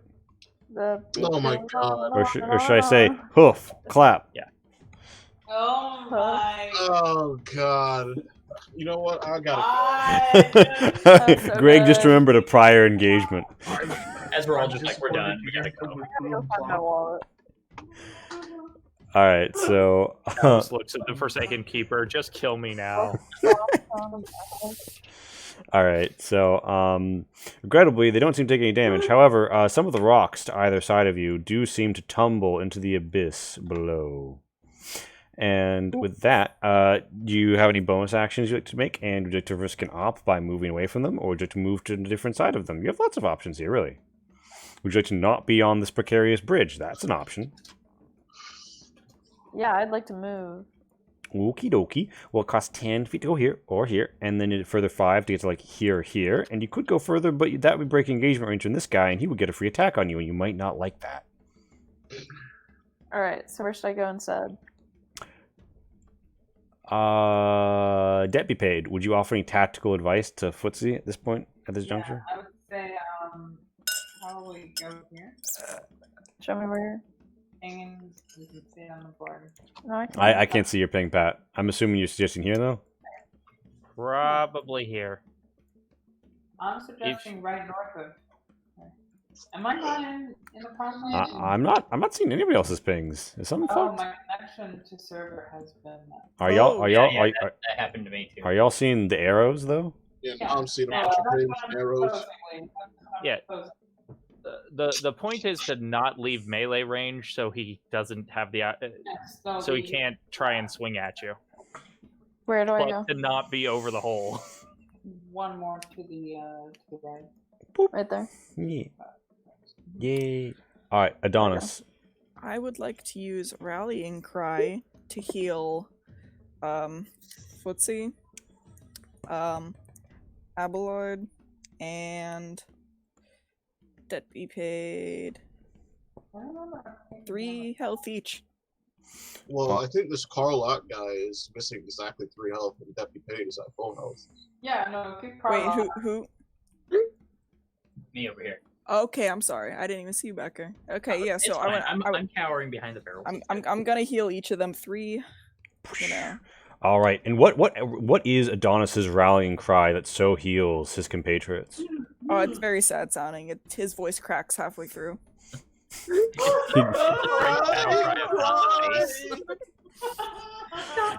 You guys are inspired to be like out of hearing range of that. Gives you a second wind. Alright, Adonis so only blocked, the sword almost seemed to move on its own to block the sword. An idea only reinforced by the fact that Adonis seemed to have his eyes closed when he saw the blade coming at him. Alright, so Adonis, is that a bonus action or your main action? I don't know, to be honest. If Let's I don't know if I can use Rallying Cry as a bonus. What's the name of your class again? Your subclass? Banneret? Yeah. Yeah, sure, let me figure that out. Rally cry. It's when you use the second wind feature. You can choose up to 3 creatures. So it's a bonus action. Okay, so Well, no, it says under my rallying. Oh, I see you. Okay, yeah. so It's under your yeah. second wind. When which you use the is- second feature, you can choose up to 3 creatures within 60 feet of you. Each one regains hit points Yeah. equal to your fighter and level. you heal 1d10 plus your fighter level too. alright. Yeah. Although you are full up. Yeah. But yeah, and so wait, so is that a bonus action? Is second wind a bonus Yeah. action? Because Alright. the second wind is a bonus action, and that triggers the ban. Well, then you've got your main action still available, Bushka. How are you going to use it? I still healed everybody though, right? Yep. I'm gonna go ahead and swing my Zweilander at that same guy. That's a hit. That's a hit. You caught him hard in his I didn't front do that, I'm face. sorry. My sword is It's okay. just nutting, and I'm confused. I don't want to be here. And Sword's like, yes, blood. You're like, I don't know what's going on. Adonis is like, There is no blood. There's no blood. What are you talking It's like about? I signed up to go to summer camp, and now I'm fighting ghosts. the Sword's like, I know. Shut up. I'm trying to imagine blood. Ectoplasm is so much less cool. Yeah, Adonis like cringes. He's.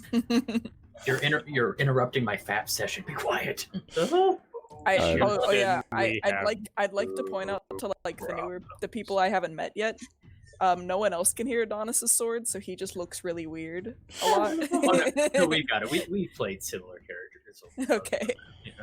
All right, so debt be paid. Okay, so it would seem that I'm uniquely incapable of dealing with this foe compared to everybody else in all the other combats. So, I'm gonna get over here and you know what? And I don't really think I have any other options aside from to use my bonus to deal with the keeper. So casting a seal upon. and for reference, you just risked the op from the keeper. Did that involve leaving her brain space? I Oh, see you know you. what? Goodness, was I engaged with her? Never mind. Ah, I totally was. Wow. Okay. Sorry about that. That does change my course of action. I'm gonna do the same thing, but I'm not gonna move. I'm gonna put my seal down upon her, and I'm going to simply do what I can like. I'm not still get any sort of magical combat. I think I hit the button, did I not?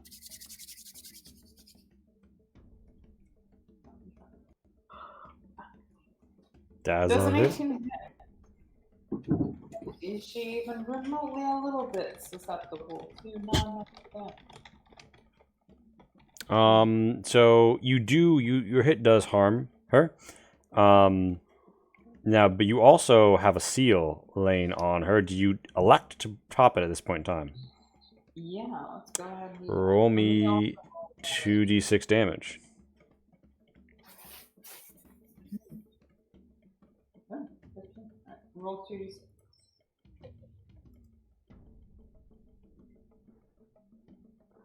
Alright. 5 additional.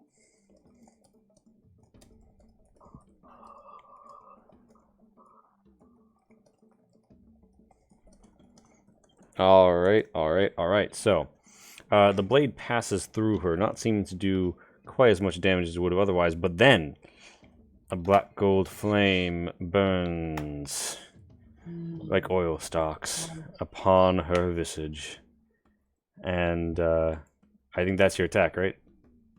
That is The Forsaken Keeper hisses at you like,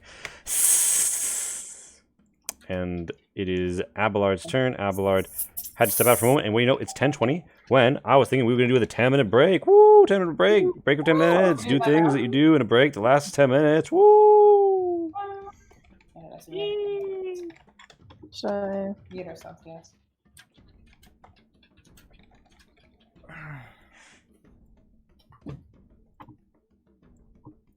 So yeah, we will be back in 10 minutes. Thank you, everyone. In that case, I will be RB.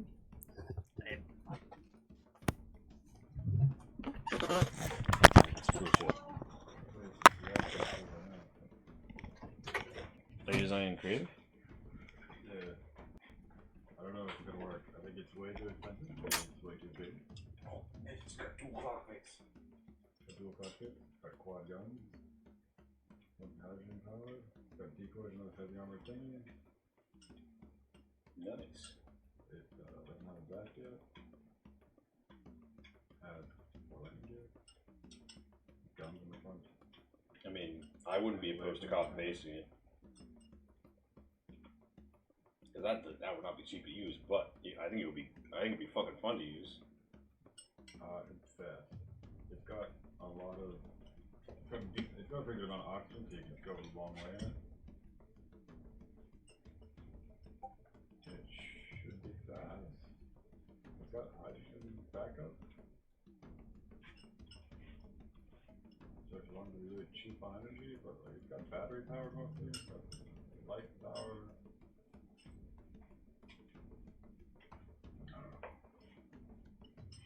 This thing will also have a really long range for low power compared to the regular antennas. You can communicate with that, or like go to. You can even access like stuff in your main base if you want to. If you can get the nose system to work. You can see it, yeah. It can also be shut off, but in theory they should be shooting at the station. Yeah. I know anything about space is everything will go wrong. Everything blows up, everything dies. Yeah.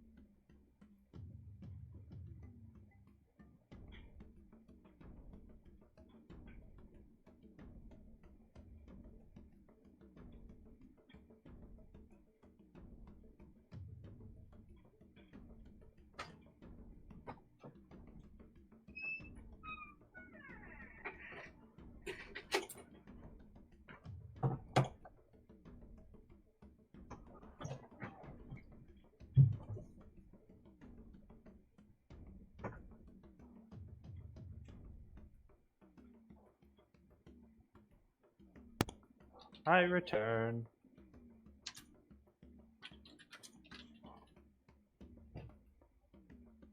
And I do need to check something, because I have an idea of what I want to do for my next turn.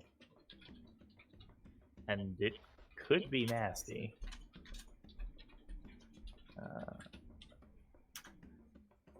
Come on.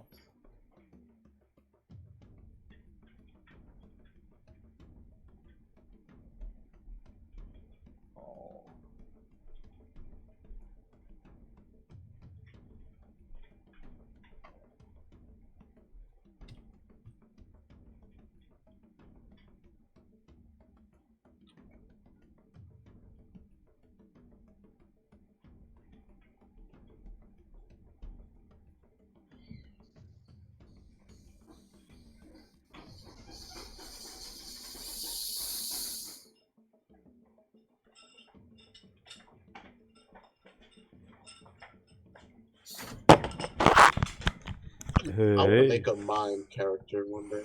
A mind character? A mime. Oh god, a mime. Yeah.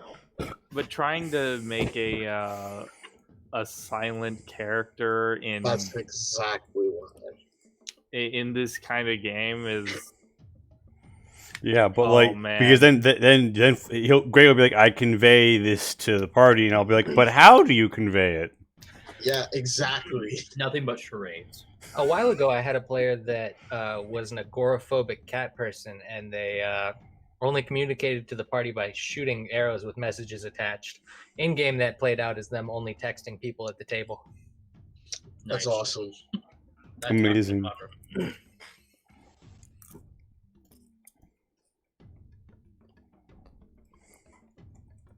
Now, Do we have this? Do we have a party member we just never see?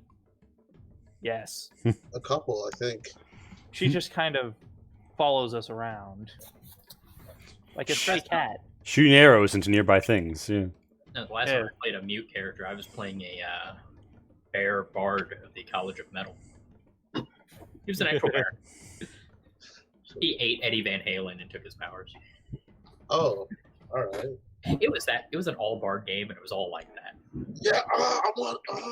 I was the drummer in that. Yeah. Oh, by the way, Adrian, when we come back from, thank you for the bits, Jor. Good night. Thank you so much for coming through to join us, Jor. It means a lot. And the mime will obviously be a bard. Oh, of course. Well, yeah, You too. Take care. I just want to see the bard miming to seduce a dragon. Oh, yes. I communicate nothing but charades and interpretive names. Oh, I had the worst joke. No. I never tell it. Damn. Don't get me canceled. No terms of servicing me, and don't get me canceled. Save it till we're off air. Mm-hmm. But get a College of Glamour, so you just look fabulous while miming. Oh no, it's College of my Whispers. God, I love Obviously. the College of Glamour. It's obviously College of Whispers. I've got to be creepy. I'm a fucking mime. So, Adrian, we returned from break, and we find Abelard in a pickle. I just imagine an ancient sage explain like, and then the wizened warlock turned himself into a pickle. Funniest shit they ever recorded. So, what does Abelard do in this pickle? Oh god, Mr. Mime from the Detective Pikachu movie. Scott. Yes. Cursed content. Cursed content. Yes. Adrian. And yeah, for reference, standing up from prone costs half your movement. You have 30 feet of movement, so it costs you 15 feet if you wanted to stand up. Jeez. That was every bit as creepy as we knew he would be. It's also the greatest interrogation scene ever. Abelard is going to join some of the other players down to the side. Alright.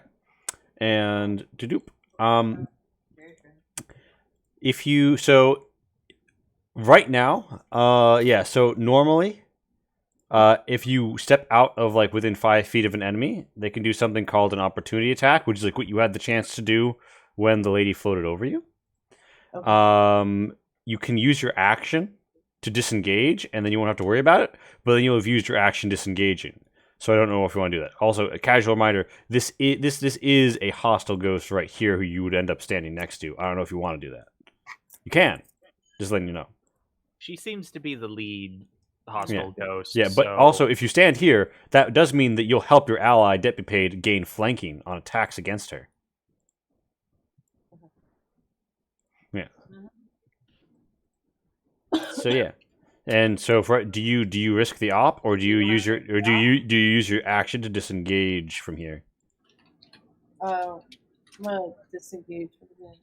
All right. And are there any common bards or druid spells that are bonus action casts? There's Healing Word. Oh fuck! Can you use that on yourself? Yes. Abelard, would you like to whisper a sweet nothing to yourself and heal up a little? Yeah, that would be great. Oh yeah, druid power. That I did not tell you about beforehand. But I'm sorry. Boop. So we pop a first level slot, so you have 3 of those remaining, and you heal up 6, and you're feeling a lot healthier. Boop. It is a Forgotten Warrior's turn. This Forgotten Warrior is going to float into a flanking position on Titus, and they are going to use Phantasmal Slash at advantage. They strike at our dear Blitzballer for 11 damage as a blue ectoplasmic lightning blade crashes around your arm, your forearm, your chin, your thigh. Oh, a little high up your thigh, with a cutting, burning, forceful slash. And it is Carl Ott's turn. All right. I am going to. For reference, is Carl Ott still smoking from earlier? Yes. Amazing. He has not stopped just because he's in a fight. But Excellent. He's going to, take some cover back. Get behind the stand. It seems to have, once been used for local commerce. Now, Well, it looks chest high wall. my friends are going to need some help here.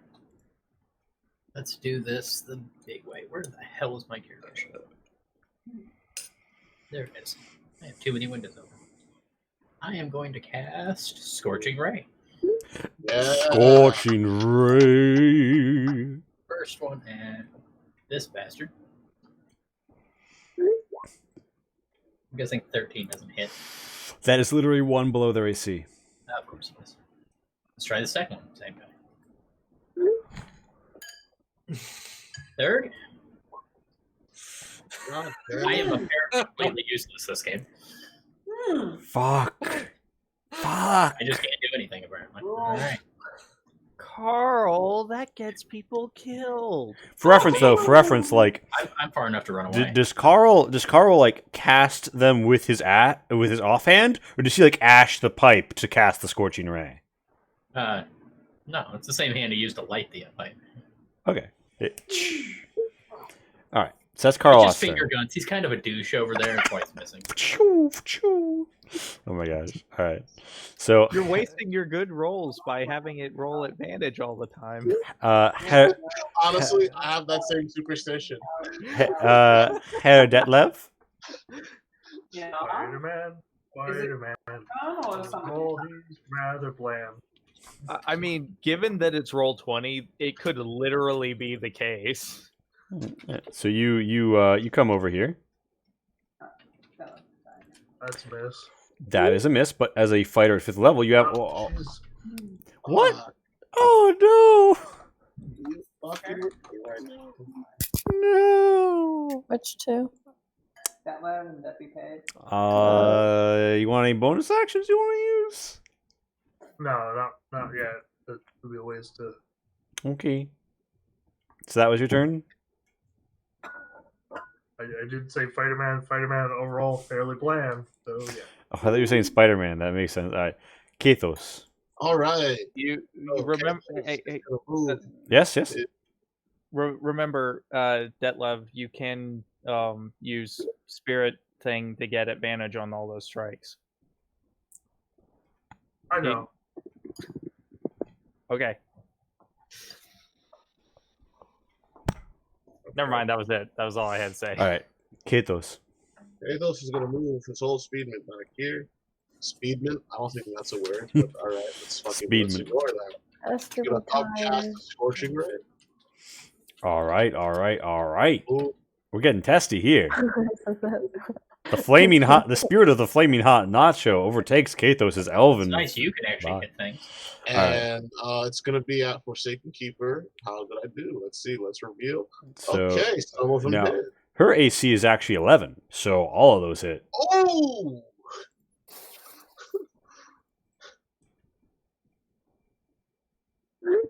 Oh! It's a shame Carl didn't target the Forsaken Keeper. Wait, is that all of them? 1, 2, 3, 4. Yeah, there we go. Yeah. And yeah, so you singe away as just like Scorching Ray just Imperial Guard artillery onto her. Fire crashing all around. Ash growing at her feet.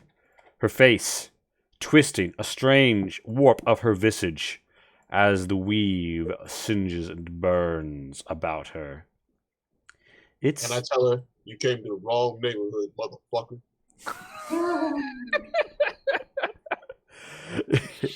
it's Titus' turn. I think I'm Burned. actually gonna disengage, and how far can I get? Is the like broken this thing below me? So that infiltrate? yeah, so that's actually you're not gonna be able to pass directly through that. But wait, no. Actually, I would say so the square directly to your south is 5 feet, and then you could step around that if you wanted. Yeah. All right, so you disengage and want to get down here. Boop. Yep. And that'll have costed you 15 feet of movement. 15 feet of movement, so I'll take another 15 and get behind the thing. Burb is with and you. I'm actually gonna leave the bird there, Oh. and he's gonna move 5 feet this direction, and he's gonna Dragon breath. once again dragon breath. Amazing. A Seahawk just like unexpectedly. No one thought a Seahawk could do this, but then, as if though a supreme vessel had appeared in its grasps. I'm belaboring the joke here, but You're out jokes, though. Oh my god. So do you have a bouton for it? I think I do. Yeah. By the way, Titus, can your Seahawk sing? Can he sing? Yeah. Yeah. I'm crying. This is so beautiful. I'm crying. Yeah. Like what songs do you think your Seahawk would sing if they could? Alright.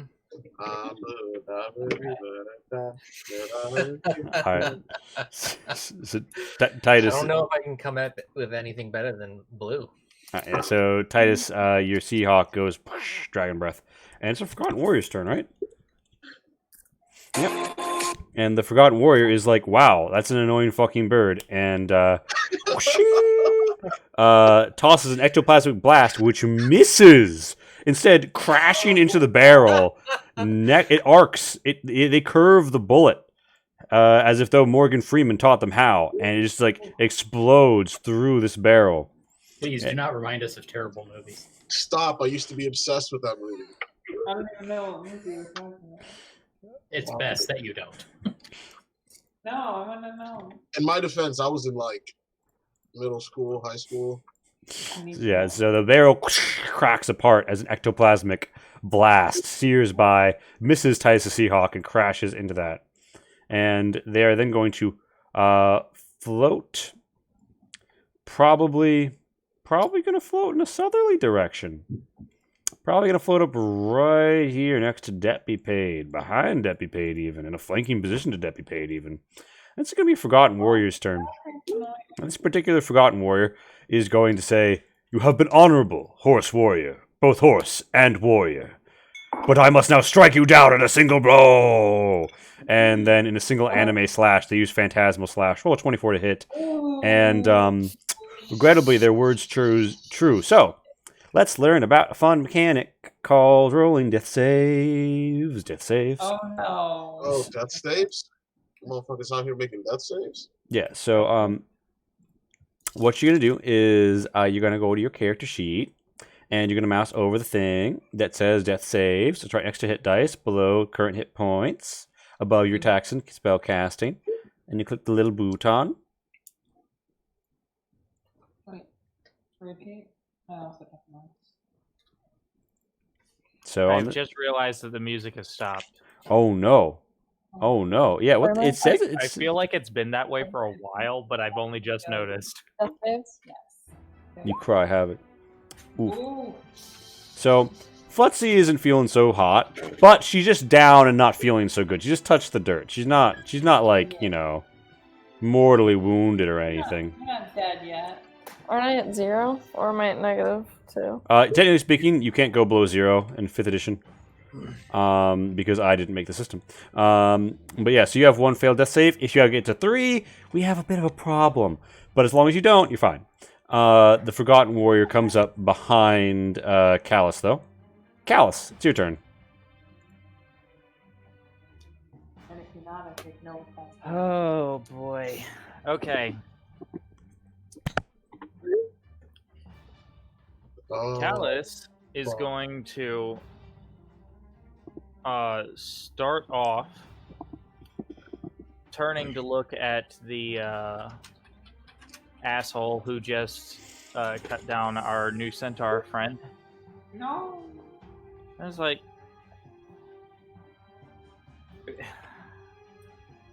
yeah, you're gonna wish you hadn't done that.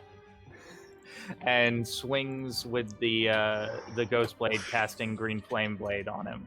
Nice. I think this is the first time Callus is actually really gonna get the full use of green flame blade. Yeah. I really couldn't until I had gotten to 5th. Oh, and how much slashing damage? The blue is overtaken by green flame, and ka-ching, ka-chow, cut down. And he's hexed, so I also get to do 6 points of necrotic damage on top. Ah, now when the necrotic damage strikes, you do notice that it almost seems like the faithful ghost warrior is not quite as damaged. Resistant I can deal with. I got real worried there for a second and thought you were about to heal him. About to heal him. Yeah. I'm not that much. It's still a decaying energy, but it's actually not that it's an ecto. Well, I would say Callus would know that it's not just that this forgotten warrior isn't physical. Necrotic damage will still hurt it. It'll still wither it away. The problem is it doesn't have a soul. It's a spirit. It is a split element of the incorporeal essence of a human being because they were still sent on. The angels still took them to the far sky and beyond, or so you believe. It is more that this thing is an echo of a complete entity. It's only the warrior's rage and mourning and forgottenness, not their full essence as a human. I digress. Right, and Green Flame Blade also splashes another adjacent enemy, right? Yes. So she takes 5 fire? Well, no, it has to be adjacent to the target I hit. Oh, okay. So sure. I am going to take 1 step to the side, and then I'm going to use my bonus action to place a Hexblade's Curse, which is all of this stuff, on the Forsaken Keeper. Which is... It does not require concentration. It's a separate thing from my Hex spell. Alright. So that was Callus's go? Yes, that is all I can do this turn. Unfortunately, I don't have the Eldritch Invocation that lets me strike twice with the sword. Forsaken Keeper. So the Forsaken Keeper is going to look around, and seeing that things have not turned her way, you all get a warm flash behind your eyes. And now tell me real quick, are any of you blind for any reason? No. Jacob has their eyes closed all the time. Although I didn't really pick that, but I mean. All right, yes, and you're all within 60 feet. So, can I have some wisdom saves? As a flash of fate comes before your eyes, and you see your own doom as you die. Wait, am I within 60 feet? Yeah. Yes. Haha! Yay! On the Barely money. made it. Of course not. Fuck your proficiency and advantage. You better not fuck me. Why don't I do it? Okay, I made it. Yay. Oh no! Oh no! Adonis, you feel scared, Wait, but how I do mean, you that's kind of normal for you. Yeah. How do you get advantage on wisdom saves? Being an elf, bro. Oh, nice. So, Yes, so right. since Adonis's sword is Chosen alive, people. does it have to make a wisdom saving throw? That's an interesting question. That would also raise questions about your sword. Yeah, but my sword also Here's the really thing. wants to Here- kill this thing. Here's the thing. Here's the thing about Flash of Fate. My sword really wants to kill everything. It shows you a Two prediction. magic items It don't shows count you a as their prediction of how you will die. That doesn't apply to either of the souls in those swords. They've already died. They're like, yeah, but I've lived this. Get out of here. Get out of here with this shit. Alright, what's Adonis see? Do you know? Yes, Adonis, you see yourself. Adonis imagines like showing up to night school, and he's in his undergarments, and it's so embarrassing you just die on the spot of psychic damage. Oh God. Yes. Oh my god. So Forgotten Warrior. It's a Forgotten Warrior's turn, and they're like, "It is dishonorable to strike when my foe is bereaved." And they turn to Herr Detlev and they say, "Have at you!" Wow, what a lad. He didn't hit me. And he tries to hit you and then hits a rock instead. It is Futsy's turn. Futsy, want to hit the death save button again? What? Hit the death save button one more time. Okay. I'm sweating over here. I'm sweating. I feel that same. Right here. Yeah. Okay, thank God. Yeah, whatever. You rolled an 18. It counts. It counts. I was just worried that she would get a fucking 1 and take 2 death fails and die. Okay. Was that a dexterity save? First time thing. Well, Fuck it. it's fine. The dice roll was an 18. Yeah, it's just a pure D20 roll, so I just looked at what the D20 was. Yeah, it's a D20 no matter what how you slice it. Yeah. Yeah, and with that, so it is Adonis's turn. Adonis. I'm scared, aren't I? You are frightened, and that means that you can't get willingly close to the source of your fear, and you feel like the source of your death is ultimately going to be this Forsaken Keeper, so she's the source of your fear in this instance. And Okay. I think it's disadvantage on attack rolls, yeah? Okay. I'm assuming our familiars didn't bother with that because they don't actually die. I guess I'm gonna, try my hardest to swing this anyways. I miss. It's disadvantage on ability checks and attack rolls while the source of its fear is within line of sight. Yeah, so and then- it cannot yeah. move closer willingly towards the object of its fear. Yeah. So generally speaking, you could step like here or here and not be scared, but yeah, so I mean, you 9 either way, you miss. I mean, there's this wall in the way. Yeah. But either way, I miss. Yeah. So Debt Be Paid, it is your turn, and Debt Be Paid, you know that death is not greater than taxes, so you stand firm. I do. So, on my turn, I'm going to place my seal on her, and then I'm going to do my 2 attacks at the Forgotten Warrior. All right. So, 14 hit? and you're placing your seal on the Forsaken Keeper. Yeah. Oh, and by the way, you should be at 45. I didn't heal you earlier. All right, yeah. So those both hit on the Forsaken Warrior. 14 is their AC. And this is a non-magical weapon, right? It's a regular weapon. They do anything. 9, and they're not next to an ally though, so you get treachery both times Oh, I for do. 6, which comes out to 3. It's just more of the weapons damage. But yeah, so that was Deputy Pate's turn, yeah. Indeed, it was.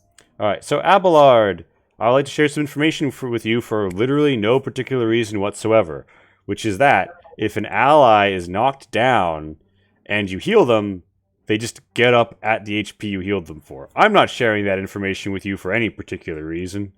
Just a nice thing I thought I might mention. Friendly As a neighborhood note- DM. As a note, that bonus action you use to heal yourself, Healing Word, has a 30-foot range, and Fuzi is within that range. Completely coincidental. Okay. Sure. Footsie. Yes. How do you chat to someone else? How do you what?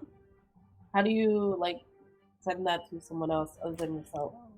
So basically, the spell just lets you target them. So you just you'll click the button and say I'm healing footsie, and then I'll. Yeah, you should have a healing word button in your attacks and spells in the middle of your sheet. If not, I might have messed it up. I can see.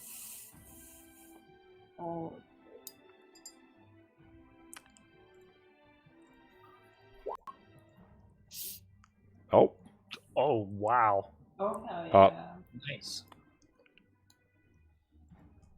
All right, so Footsie, you spring up to your hooves, and you are up again. Yay! And Abelard, that's I think it's only a bonus action cast for you, so you still have your main action. If you want to swing at something, you do have a scimitar in hand, or if you want to cast a spell. Did you actually take the damage off of the Forsaken Keeper from the greatsword swings and everything? Because the greatsword swings were against the Forgotten Warrior. Oh, I thought she was hitting the Forsaken Keeper because she put the seal on there. Never mind, my bad. I think she's lining that up. Oh shit! Oh, yeah. Yeah, Oh, hit nice. click that button. All right. Abelard, surviving in the frozen north, you had to chase more than just predators away from your food. Sometimes you tangled with ghosts, and here that expertise comes out, as you know how to cut their ectoplasmic form to make them re-dead. And if you click the button that says scimitar in the chat, it'll give us the boop boop, and it'll do extra damage, because that was a crit. Nice. So that would be 10. It comes out to 5 because of half. But yeah, you cut her hard. Alright, now I'm gonna do it. I'm gonna take my And you can't help but notice that as your scimitar comes through its body and Pat rolls 2d6, a black gold flame accompanies it. And your blow turns from admirable to devastating as her left arm shatters into tendrils of ghost-like withering mist, and she screeches out, rage in her eyes, as she splits her attentions between you and Debt Be Paid on her far side. And yeah. And do you want to move, or are you going to stay put? I will say you're probably in the best position that you can be in without risking it up. Personally, in my opinion. But it's up to you. Abelard is going to stay where he's at. Alright, Abelard, stay in put. It is a Forgotten Warrior's turn. And the Forgotten Warrior says, at least this is better than the TV show. And he comes up behind Callus and gives a phantasmal strike at advantage. 22 is going to hit. A 9. And then a 7. Whooshing! Ectoplasmic blue lightning strikes through your chest as it sends a shock up Callus's spine. All right, before anything else, I need to make a concentration check for my hex. Ooh. Oh, my hex on that Forgotten Warrior goes way away. Way the fuck away. Alright. And it is Carl Ott's turn. My Hexblade's curse is still there, though. Let's see how I can be useless this turn. I'm going to take a shot at this guy. Alright, pop that shot. Just fire a bolt. I'm not wasting a spells until I know I can actually do something. Oh, yeah. There you go. That does something. Roll me that damage. Does the Of shit out course. of oh. No. Oh. What the Huzzah. fuck? Huzzah for minimum damage. Carl Ott like fell into like a stream earlier, and like all of his like fire magic's a little like little like you see like you know just smoke puffs. The problem is like he's got a dry cough, he's got kind of a fever, and he's worried that he might have COVID-19. Yeah, that's exactly why Kanthos moved all the way back. He's like, should I go see the doctor? But I can't take time off work. He's not sure. Yeah, he's not sure if the Venek-Vodenheim plague has struck him. Yeah, so and that's Carlott's turn, I'm assuming. I mean, and by the way, Carl, I'm assuming you can like duck behind this afterwards, and Adonis, you have cover. So I would say both of you retest your whiz save at the end of your turn. Okay. Oh yeah, that's right. So you guys get to retest, and because you can block line of sight, retest with advantage. Herr Detlev. Should I do that right now? Or after my turn? Yeah, you can do it like right now. Okay. Balls. Well, I made the second wisdom save, Nice. so I can now be unafraid and doing nothing. Balls. It's like my day-to-day life. Adonis is afraid. Herr Detlev. Now, Herr Detlev. Oh, all right. So you deliver 5 slashing. You cut out the ghost. I finally did something. Oh yeah, you get to say something like that. Yeah, Kathos, it's your turn. Okay, well. Oh, Kathos? Can you hear me? Yes. Okay. I was making a really bad joke. Will real Kathos please deal with the forgotten warrior that just stabbed me in the back? Yeah, sure, why not? So here's the thing. I'm going to upcast that Scorching Ray again. 1. That's a hit. 2 at... so one of these is going to be at the Forsaken Keeper. The other one's going to be at the Forsaken Warrior. Behind this one right here. This. All right, so hit, followed by hit. 1, 2. Followed by a hit. All right, so... so... You hit Burning Hands for that last one. Oh, did I? Yeah. Oh, shit. Okay. Okay. That's and so you are stealing all of my fire. Where's the 4th? Like, yeah, it's like you find like Kathos is stealing Kathos' whole thing is he steals the fire internet. He's like, we gotta invite Kathos over here. You know, I don't want to pay for cable. All right, so it's gonna be 2 of them here, 1 here, 1 here. So two on the Forsaken Keeper. Right. All right, so let me see them damages.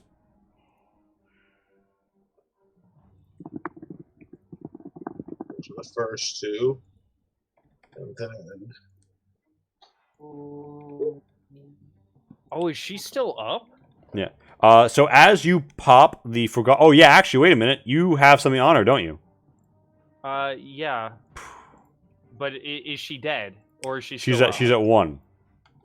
Okay, my thing does not help him. It helps me. All right. So a blue flame emerges in the center of the battlefield with a roaring aplomb at the turn of events, and you feel as if though the spirits are crying out, your minds and souls churning in its presence. And so yeah, Kathos, that was your turn. Yes. Titus' turn. Oh, actually, I will move back a little bit since I have the space. I will take some steps away from this situation. All right. There's only so much I can go. Huh? I'll make the map taller. Okay. Yeah, so you can head out into the white space. All right. What is this like? You find some dirt. So I think Titus is gonna pop mage armor, and then the bird is gonna go be rude. Amazing. Yeah, I think if he goes here, he can clip this. Forgotten Warrior. Yeah. You're just now. I think that's a fail on that save, but let's see. You're not hitting me, right? No. Okay. Yeah, so the dragon's breath just whoosh, destroys that forgotten warrior as is bowled over in a Does sudden that flash. trip my Grim Harvest? Because I don't know if I technically killed it, or if it was alive to begin. Wasn't it your spell? Mm-hmm. Well, no, I'm saying it's like undead. Let me check what that says real quick. What is that from? Necromancer. Grim Harvest. Once returned when you kill one or more creatures to spell the first level or higher, you don't gain this benefit for killing constructs or undead. Yep. Ah. So that answers the question. So that was Titus' turn. Yep. It's a Forgotten Warrior's turn. The Forgotten Warrior is going to attack Debt Be Paid with advantage. Phantasmal Slash. Still doesn't hit. Gonna float over here. It's Kalus's turn. Kalus, it's your turn.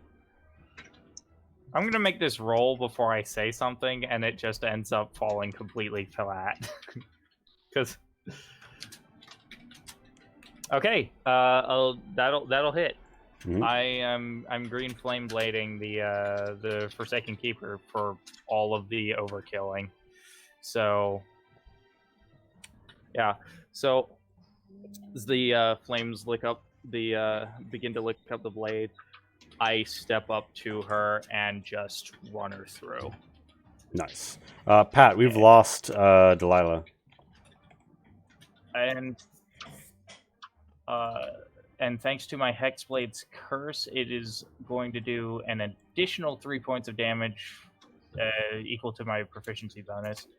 Unfortunately, I didn't get a crit, but because I killed it, I am going to regain 9 hit points. Nice. Yee. So you're up at 30, I think. You want to do that, or should I? I just took care of it. Alright, it's the Forgotten Warrior's turn. The Forgotten Warrior is going to Phantasmal Slash at Herr Detlev. A 16 doesn't hit Herr Detlev. It is Futzy's turn. Futzy!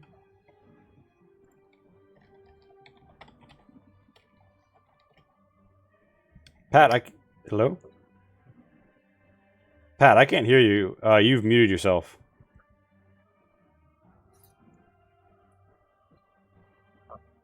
No. Oh wait, I think I muted. Never mind, I muted you. I Yeah. think you muted me. Right. Lee, Footsie's feeling under the weather. I can roll for her though. So she rolling a. She made it through her death save. She's up and she is Adam. She can Okay. she can So like she's gonna pop come- spells. She can attack people in melee. Yeah, let's go with spells. Let's go with that fire spell she cast earlier. Footsie. Character sheet. She is going to cast Produce Flame. That's a ranged attack, right? Yeah, that's it. That's it. Okay, excellent. At this warrior here. Sorry, I'm casting as Debt Be Paid, but is through her. That is a hit, and the fire cracks across the Forgotten Warrior's back, which looks over like Nani. Fantastic. All right, Adonis. I think I'm gonna go ahead. And by the way, you're I'm attacking still with scared. advantage because you're flanked. Oh yeah, I guess it comes out in the wash. Oh wait, no, you're not because the source of your fear disappeared. Okay, but So no one is I'm frightened gonna anymore. Yeet, and then I'm gonna. Yeah. If by disappeared you mean was run through and dissipated. Yeah. Oh, you do exactly how much Violently HP it had dissipated. left on the money. You run it through, and like this ghost like looks right at you as your sword is deep inside of it, and it opens its mouth, eyes wide with surprise. But then, slurp, the spirit is sucked into the blade, and you hear the sloppy sounds of meat being sucked from bone, and then a burp. That's disgusting. You've made such a terrible habit. A burp. It's just like prom night all over again. A burp as ectoplasmic splurps fall from your blade. Yeah, so the Tinkleberry gets up. He's like, "You've saved my life, my liege." Did what just drink a bit, bitch? Yeah. That's actually what I'm asking. It does that sometimes.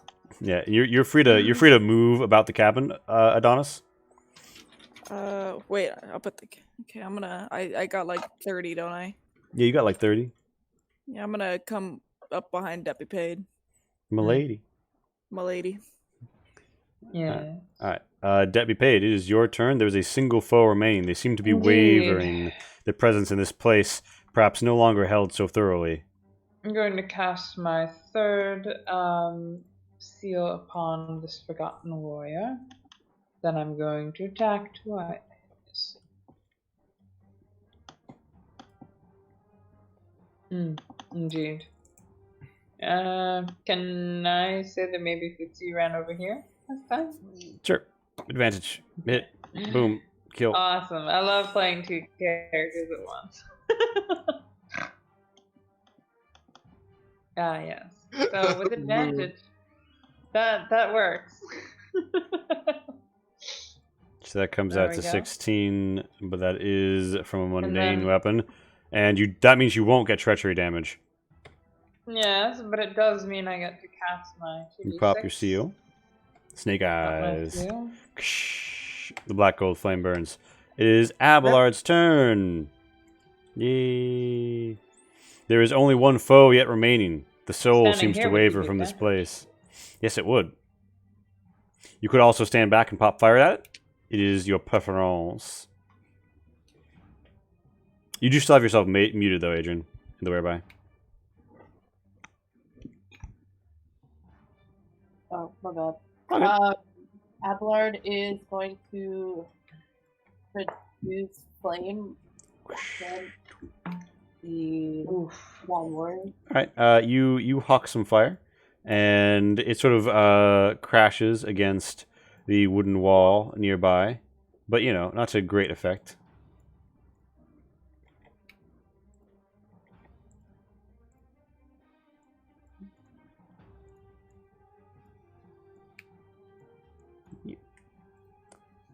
Yeah, and you still have your bonus action. You can still move at your leisure. I am gonna move down. All right. Carl Ott. Oh. Let's see if I can, be useful here somewhere. I'm just gonna kind of go around here, just try to get an angle on the last remaining one. And I'm gonna try a firebolt. I don't expect this to do anything. Nope. See? A firebolt goes wide. Is Hairdet Lev's turn. Time for walkie. Remember, you can cut corners. Yeah. No. Yeah. I moved there. Okay. That costs you 20 feet. Oh. You could I get. moved there then. All right, yeah. They are over like on the other side, like this like broken wood and stuff. So you do have disadvantage unless you want to stand here, in which case you'd actually have advantage. Sure, why not? All right, give us that swing, or those swings, plural. Those swings, though. That's a hit. That's a hit. A Babadook. That's 19 divided by 2 for 9. You cut it hard, Kathos. Well, the second attack doesn't actually hit, though, doesn't it? The second attack. Oh wait, shit. Yeah, you're right. No, that was an 11. You do Yeah, a little less damage. I was gonna say if it did, then that firebolt hit. Yeah, a lot of things would have hit. No, yeah. So one of them had 11, but no, not that one. If those attacks happened. That's a magic missile. Yes. 6, 7, 8. Pachoo! It's looking in bad shape. To deuce. No opportunity for the bird to be rude. Yeah, I guess I'll just chill touch. It's not gonna do much, but it doesn't look like it's gonna take much. The bird gets on its head and pecks it angrily. As long as it's not, non-magic. Yeah, I mean, there's nothing saying they can't poop. I believe it actually has an attack listed on its character or on the stat block. I think so, but I think familiars aren't allowed to actually take attacks. I don't remember. I would have to Dragon's check. Breath is one of the few things that works around that, yes. I thought you could use familiars to attack with a spell through them. You can use. You can. They can you deliver a touch spell, but they can't Right. deliver attacks Oh. on their own. What about if you have like Pact of the Chain? I don't know. Oh yeah, it can't attack, but can take other actions as normal. Yeah, so it would also be able to like provide help. Yeah. To one attacker. So. Yeah, that's my turn. Excellent. So yeah, you waterily slap it, and it stumbles back into this hole and dissipates in a sort of watery ectoplasmic fall as we finally end this fucking combat. And yeah, the guard's like, "My, you saved us. Thank you." As Doc McButtons has been laying there this whole time. He was quite scared.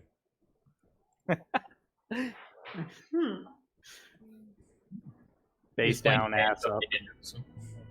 That's Face the way down, we like ass to. up, cowering in the dirt. Not That's the the way way we he like likes to to pay our taxes. Callus is going to, having previously noted before the fight, the flames, the ghostly flames of his sword matching these blue flames, is actually going to step up to the hole and hold the sword out towards them experimentally to see if they glow brighter or more. They get more like the flames. Your blade seems to join in the intensity of this flame as it grows closer, and you can feel something tugging at your soul. A need for, perhaps, vengeance. Adonis kind of leans into his sword. He's like, "Do you like that stuff too?" The sword's like, "I have no need for the burning souls of the common folk."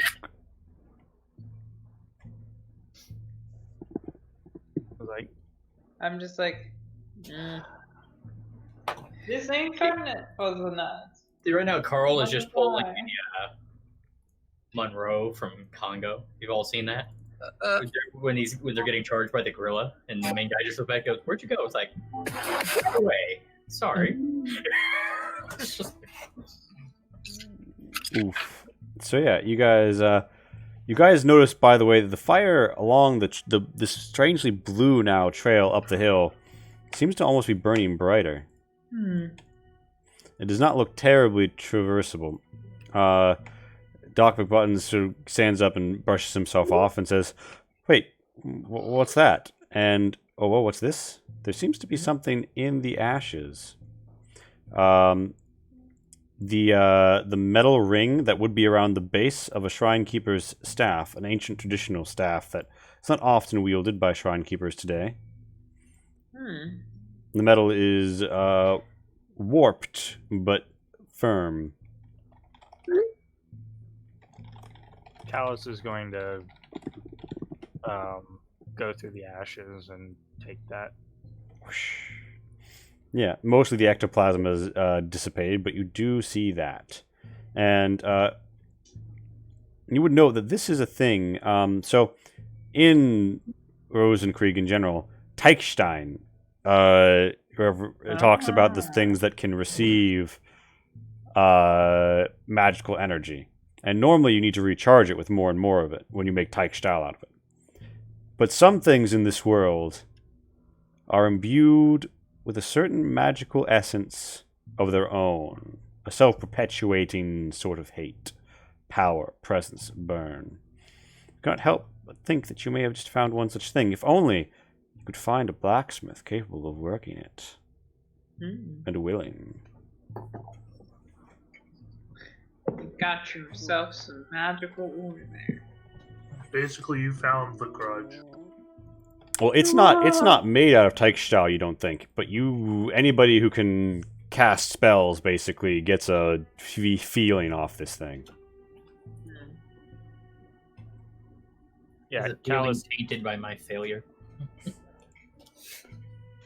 Callus is going to pocket this thing, and I have an idea what to do with it. If I can find somebody who can actually do the work. Yeah. Do you attempt to follow up on that at all, particularly as you see that the hill itself does not seem presently receptive to trespass? Especially not as the bits of metal within it churn and move around more mausoleums, and just cracked open bits of the hill start to spew dust and ash. Perhaps the ashes of people? Bone dust? Doc, I assume you've tried putting out the fires with water, right? Yeah, we tried that. It didn't do anything. I want to try a bit more experimentation with my sword and the flames, not just like holding it out to it, but like trying to get a sense of what exactly it's after. Here, it seems as if though it's feeding off of this release of energy that's coming from below, and it's spiritual in some nature, and you feel as if though there might be some way that this could empower your blade, although that could be risky. Ghost sword. I mean, ghost sword. Yeah. Ghost sword.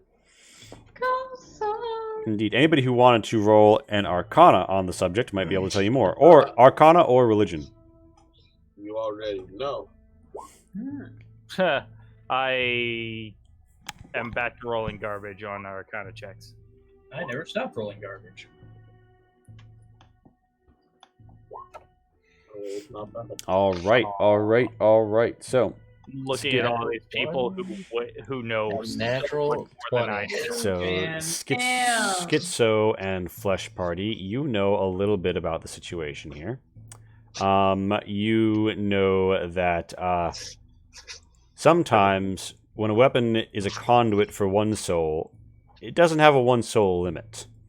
At the same time, that risks overpowering the soul within it and creating a cataclysmic reaction. So it's not done lightly, but it can beef up the sword for a time, though it can't sustain that forever. Adrian and Adonis. Adonis, because it is one of the ancient Halford rituals, which when done properly and only using Halford souls, has little to no risk. And Adrian, because in your long travels through the wilds, you have seen things, roots entangled with the souls of those they strangled, entities that walked as one but were many, and other stranger things, secrets of the Druids' woods. And you, generally speaking, know that you basically, either of you could assist a ritual to, in the presence of these flames, overpower Callus's weapon. Oh shit. That being said, either one of you, someone would have to be concentrating on it. And if their concentration on it broke, that would mean bad things for Callus and Callus's sword. But while that was happening, Callus's sword would be treated as +1 higher. Yeah, I ain't risking that shit for a measly +2. You said I could perform it pretty much flawlessly, right? So as long as you're only incorporating Halford souls. Now here's the thing. You do know that there are some Halfords buried around Stahl Shrine, because you didn't yet have a private plot somewhere else. So if you were near to some ancient Halfords, you could implore them to join with your sword, assuming you took the time to do the ritual, and they deemed you worthy. They'd probably see that shit and be like, yeah, man, I held this sword one time. Yeah. So, it's an asshole. Now, on the other hand, could I buy just sans the ritual, but just given it enough time and maybe repeated exposures, over a long enough period of time? Could I beef it up that way in a less risky kind of acclimating to it? Potentially. Callus doesn't have a lot of that knowledge personally, although his party members might share some of it with him. I would say that if you asked either Adonis or Adrian, they would know. It can work if you need to be closer to the source of whatever's letting off the spiritual energy, and you'd need a blacksmith capable of working magical weapons. Look at that kitty cat. Yeah. Well. Yeah. Now, Adrian. I had already planned to look for somebody who had that particular knowledge. Abelard, how long have you been in the city? Would you say? Not too long, but long enough to kind of starting to understand what's going on. Oh, yeah. So I would say before, because this disaster's been going on like a week. Say you arrived like a week and a half ago. And when you say Abelard, is he like a social drinker? Definitely. All right, so like one night in Freistadt, you met a tiefling smith from Schmeidku who was talking about how they were planning to move to Luftmundel, the nicer district, because they finally perfected what they like to call their street alchemy, and were really starting to churn out, assuming they had good materials and some luck, with the favor of one of their infernal parents, some very kickin' magical weapons. You remember that individual was a rakish purple tiefling by the name of Arath Geron. In fact, as you recall where he told you his shop was, it's only a couple blocks west of here. Clear of the hill and the shifting spires of broken iron and blue flame, but, in the neighborhood, if he's still there.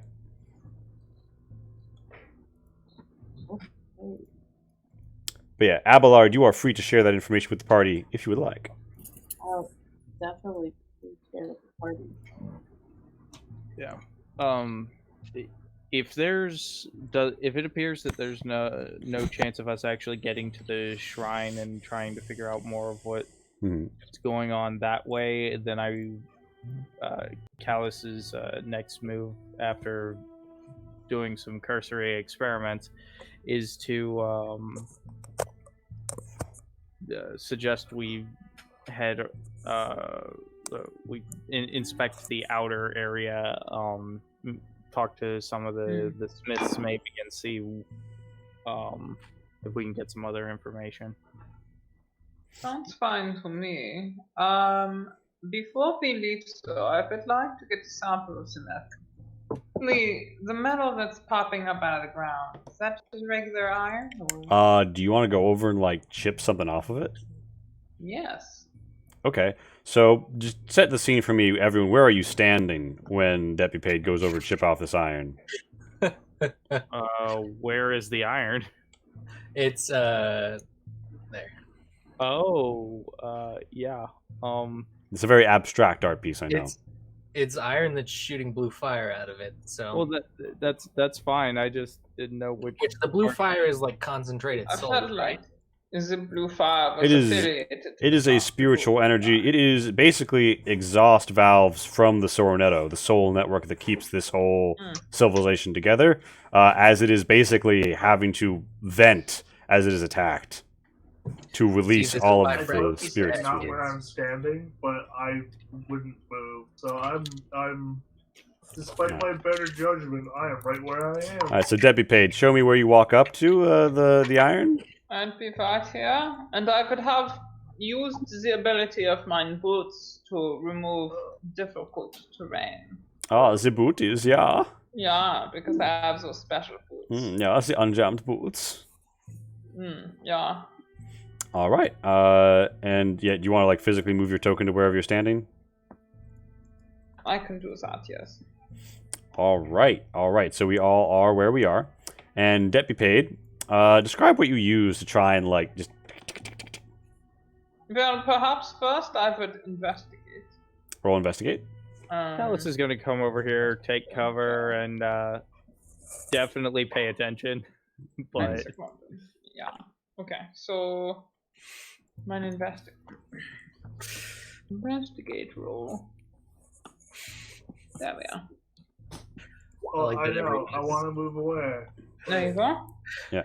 So you chisel a little bit, and so you check it out. You check it out. Yeah. It seems before I took this chisel. strangely raw. Not like an iron that you've seen. It's almost got a red hue to it. Red iron. Interesting. Have I ever seen such a thing before? But I roll perhaps Oh man, is Arcana it or iron religion? congealed out of the blood of thousands of corpses? Roll me. That would be metal. That's Roll. metal as fuck. Too Would much iron you- in their blood. Do you think that you would have any reason to have ever studied ancient history? Lee. When it pertains to the origins of civilization and taxation, yes. Okay. When it pertains to other things, not very much. So anybody who studied ancient civilizations Potentially, yeah. could roll me history with disadvantage. Nobody else can even try.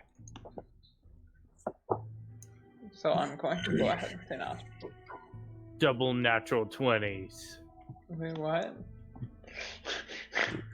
Come on. Come on. Hmm? Roll that Not so disadvantage bad. 20. Oh, it would have been so good if it was advantage. Indeed. So Schizo, I would say that Titus is engaged in many studies. A very academic individual, and they've uncovered something in their studies. Routinely, so in theory, right, human civilization was nothing before the Kiho brought the Sornetta. But using controversial alchemical dating techniques, some sites have been uncovered, particularly in mountainous regions, which don't match dwarfcraft, but seem to predate the Kiho. And given the size of the structures, some scholars have conjectured it may in fact be a pre-Kiho human civilization which engaged in extensive metallurgy. One thing that is common in these sites is a very raw red iron, often in complete cast shapes which defy non-magical explanations. Oh shit, bro. So there's no way it could have been made other than magic. Not unless you built some sort of really crazy mold that would have And suggested are we even... talking like high magic, or are we talking like... So in the world of Rosenkrieg, there's something called grand casting. So if you get a lot of casters together, they can do impressive things. Mhm. So it's not necessarily that you needed similar to a mythal. You don't need like an arch wizard, but it would have taken a lot of wizards a lot of time and effort to do, based on any modern techniques, unless it was alchemical, which is often what they conjecture, that they had some sort of alchemical mastery of iron, and that they used it to more or less grow or control the growth of iron. Wow. It would also explain why the iron was typically a lot stronger than a raw iron should be. So potentially this is very good stuff. Yeah. Anecdotally, some of the relics were said to rival steel, but people weren't really willing to bang their priceless artifacts that they dug out of an archaeology site against stuff and then compare it to steel to really be 100 on that. So am I informed of any of this information? Yes, yes. I'd basically be parroting it as it comes out. Okay. So. Okay, that leads me to another question. I don't know anything about it potentially being dangerous, but it seems like it's a very nice parrot. Indeed. So, Lee, having been informed of this, of the potential strength of the matter, I'm going to sheathe my sword, which is, as we so painfully reminded me today, mundane. My greatsword goes into my sheath, and I take out my pythons and hammer, which I have as the proud possessor of a Dungeoneer's pack. Of course. I wanna All right. chisel So. myself some of this iron. All right. So when you do it, as like the first hammerfall strikes, a black gold fume comes off of it, and as you go, you notice that the python seems to have actually gotten like maybe like a quarter-inch shorter, and you've maybe gotten some flakes on the ground of red iron. So it's eating up the python? I think it's that much It's harder than the stronger than the python python. that you've Oh. broken the python. Oh. But you have gathered some flakes. You want to gather that? Yeah, I take the flakes. All right. As you take them, you see a hot red flash, and you don't know what it is for a moment, but you see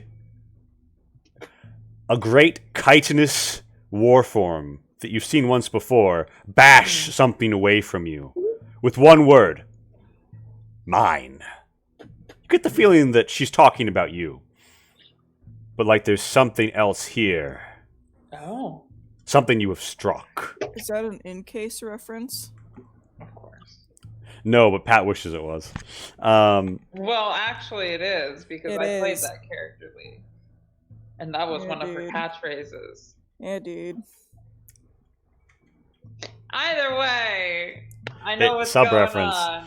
Yeah, so either way, yeah, you guys I don't watch touch this. it any further. Here's a question. So, Abelard, would you like mention to Callus that like, yeah, I know a magic smith. He lives a few blocks over. We're drinking buddies. Hey, Callus. I know a magic smith that's a couple blocks over who I'm somebody I'll be speaking with. I think you should check that out. Callus? Hell yeah. Dark Prince? Alice! He might legit be AFK. You mean Chalice or Kathos? Callus.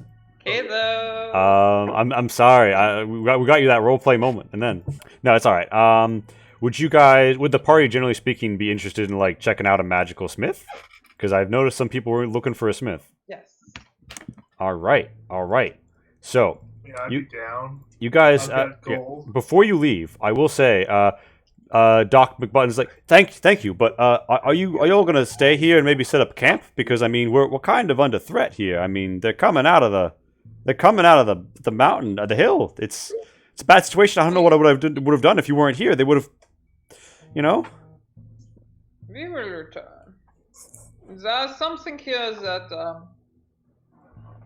my overseer does not like. So we will return.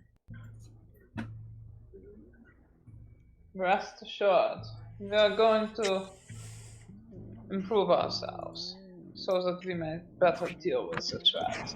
All right. By the way, I don't know if you have any pull with the council, but I would really like some Templar support here. I'm in over my head.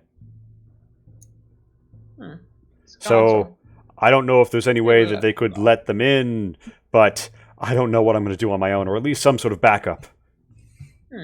Backup, you say? Perhaps we can. Oh, what if on the Discord right now there's a vote involving whether or not they'll get backup? Ah, join it. Finally. Join the council voting channel. Hey, GM Quicksilver, and you'll be able to vote on it. Oh my gosh, GM Quicksilver rated us. I didn't even notice. Quicksilver, hey. No! All right, so with that, the party and Dark Prince, are you back? It's all right. It's all right. I suppose I would spare a holy water then. Something probably happened that he had to step away. Oh, all right. So you offer Doc McButton's holy water? Yeah. All right. You'd be like, oh, thank you. I'll tell everyone that the Chartists came and helped out and left us this. Hopefully we'll be able to provide more shortly. We'll be back hopefully soon. Yeah. So you guys pop out into Schmeidku, which is the blacksmithing district, and as you go head west, there's still lots of burning, but you know, you're a bit more into the district, and some buildings obscure the broken land behind you in the hill. As you slope down the hill, yeah, you find your way to the banging of anvils, where there are still some blacksmiths at work. And Abelard, you come upon the place where you think Wrath should be, and lo and behold, it's Wrath Geryon. My. Yeah, he What a turns around and pretty he's like, purple bow. "Hey, Abelard, visit my drinking buddy." And oh, what's this? You have an elf friend? I'm glad you didn't die in the whole big magic storm thing.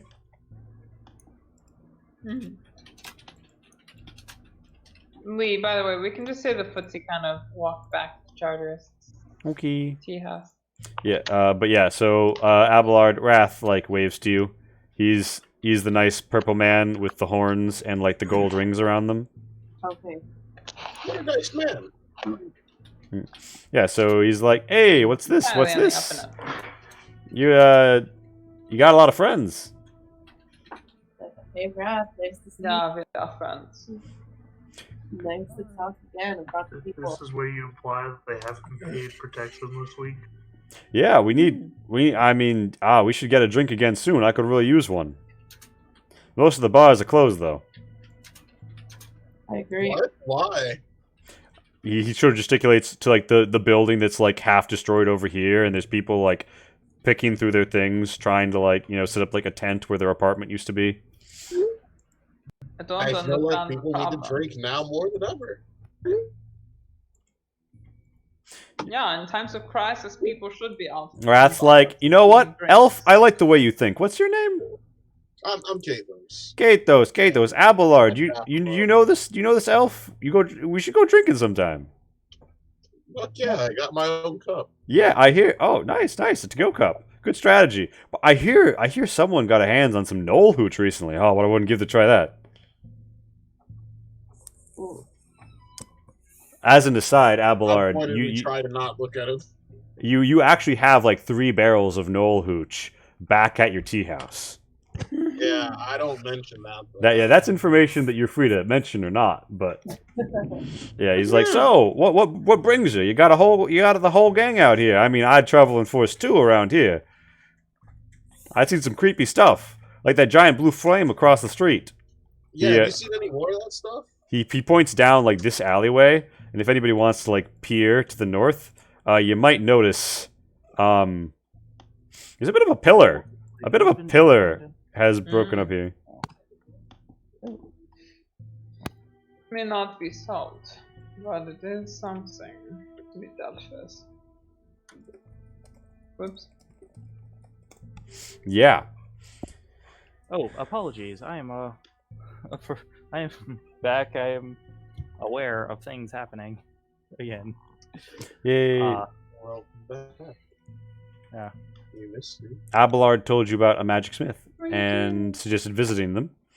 And yeah, so Wrath, Abelard Wrath is congenial, happy to see you, happy to meet your friends, and they are looking business, and they notice that you're armed, and they're like, "Well, hey, are you looking for repairs, weapons, armor? What you got? What you dealing in?" I asked, "Hey, where can I find who sells spells around here?" That's what I want to know. Spells? Yeah. Well, I know there's a wizard who has a tower in Tempelstadt. Yeah, the Templars are never too happy about her, but I mean, what are you going to do? I mean, sorceress, or I guess is she a wizard or a sorceress? I never do know with them, but she has lightning bolts, and she does things with them, and I mean, they keep wide. Other than that, I guess you have to find...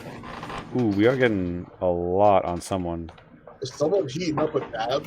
Just not to take a fat dab right now. That's like a blowtorch. Really does. It faded. It faded. So yeah, so you guys are here, and yeah, so you ask him about spells. So Wrath doesn't really know that much about spells. Wrath is more about working the things.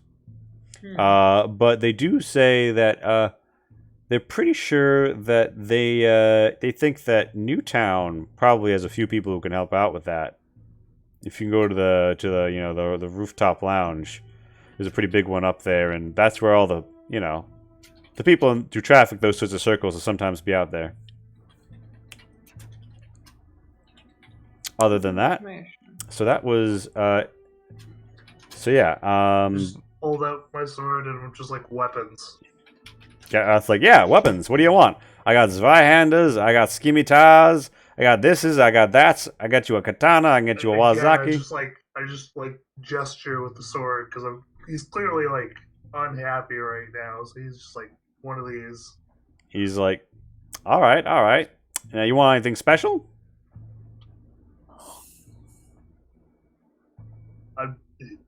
Stab a ghost.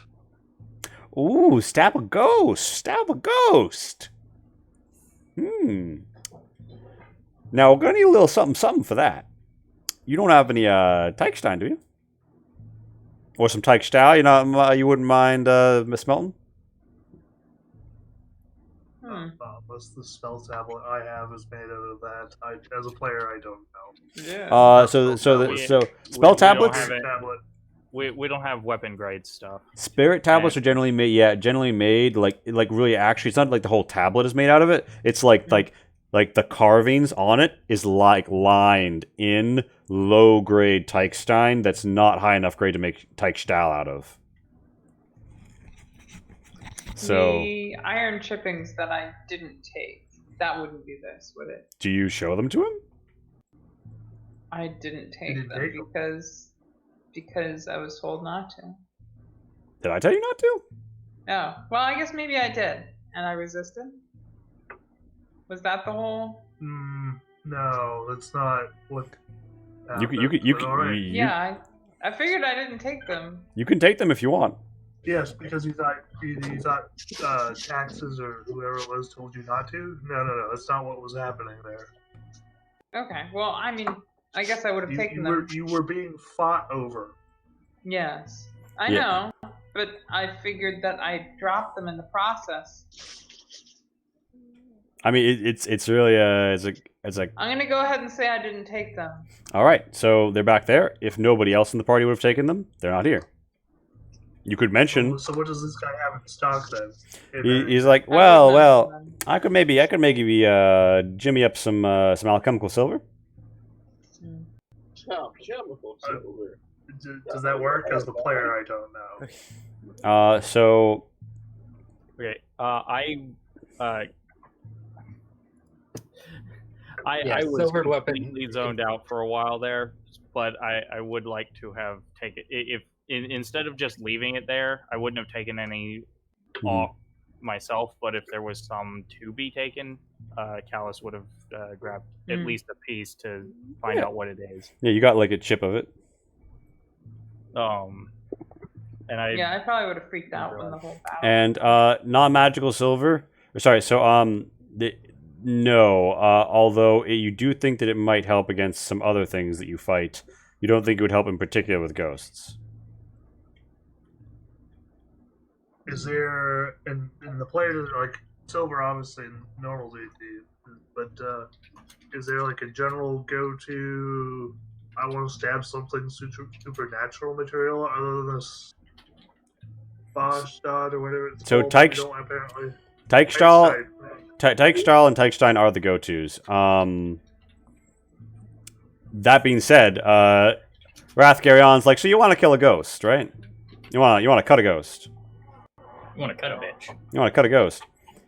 Yeah. Actually, I was just over at Old Sayings reading one of his books, and I think I found the thing for that. Let me check my notes. And he goes back in here, and he comes out with it. He's like, yeah. Now then.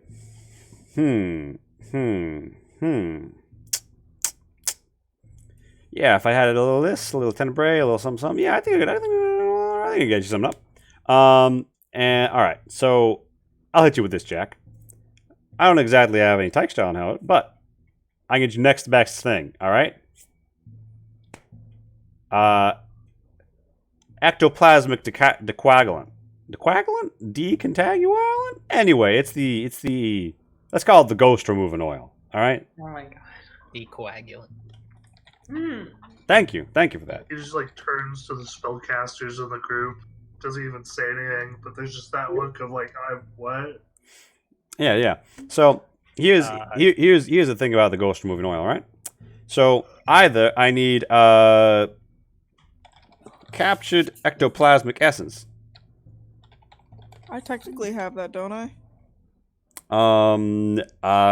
Yeah, you might still have a bit of it in the sword. You want to like wring it out like a dry towel, like a wet Yeah. towel. I want to like flick it. Yeah. Do you just Adonis just like come right up to like the stall and just like flick the sword and just like splooge ectoplasm on like the counter?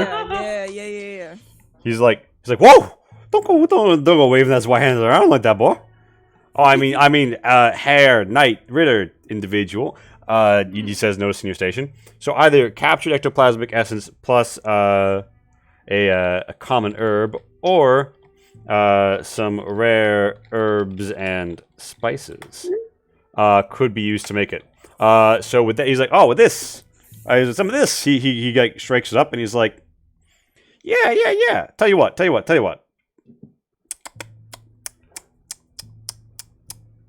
10 gold a vial. I'll get you some ghost removing oil. Good for an hour. What do you say? 10 gold a vial. That's the same Where's the dear. nearest priest? What do you say? Where's the nearest priest? He's like, I guess the temple, or I think some might be near Schmeidku, or I guess a bathhouse.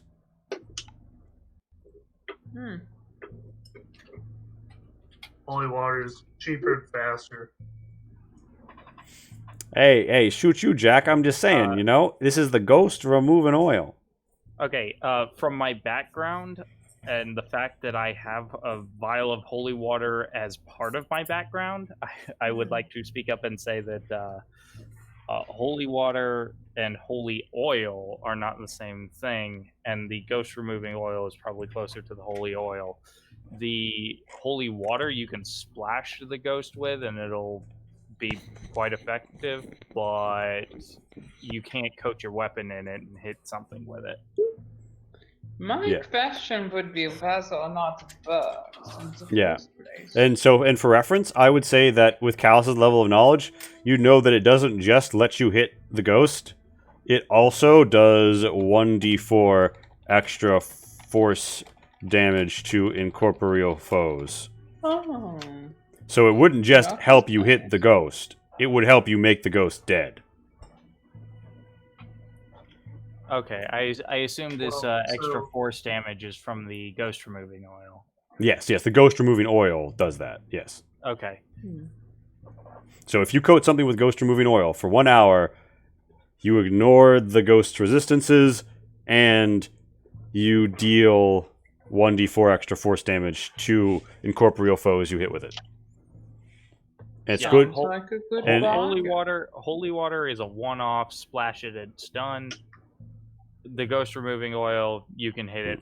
You can actually make contact with the ghost. Yeah. Additionally, Wrath would say that part of the reason that it's going to be 10 GP is that the cost of herbs has gone up a lot in the crisis, because a lot of them are being used for medicine or other purposes. And if you could source him the herbs, he would charge you labor costs, and it would be 5 GP a vial. I'm fine with the cost. It's just Detlow just wants this to be as quickly dealt with as possible, right? So he's just like, this sounds like more steps. I just want to give you money to get things. Yeah, he's like, all right. Well, I mean, we got enough ectoplasm here for 3, so 30 gold. This I'll go in the back, mix you up something. You have 3 vials. I'm done. Do you say done? Yeah, done. All right. I assume you slapped the money on the table. Yep. Wrath's like, "Ooh, alrighty then. Abelard, we're gonna have to go get a drink with this money." And then he goes in the back. He finds some herbs. Comes out here. He does some smelting, some melting.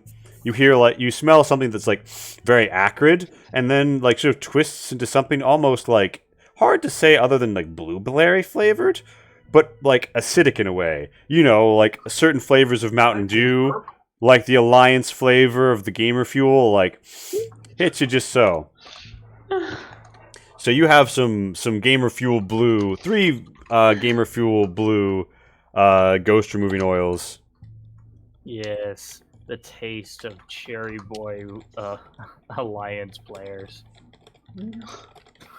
I don't know what any of this is.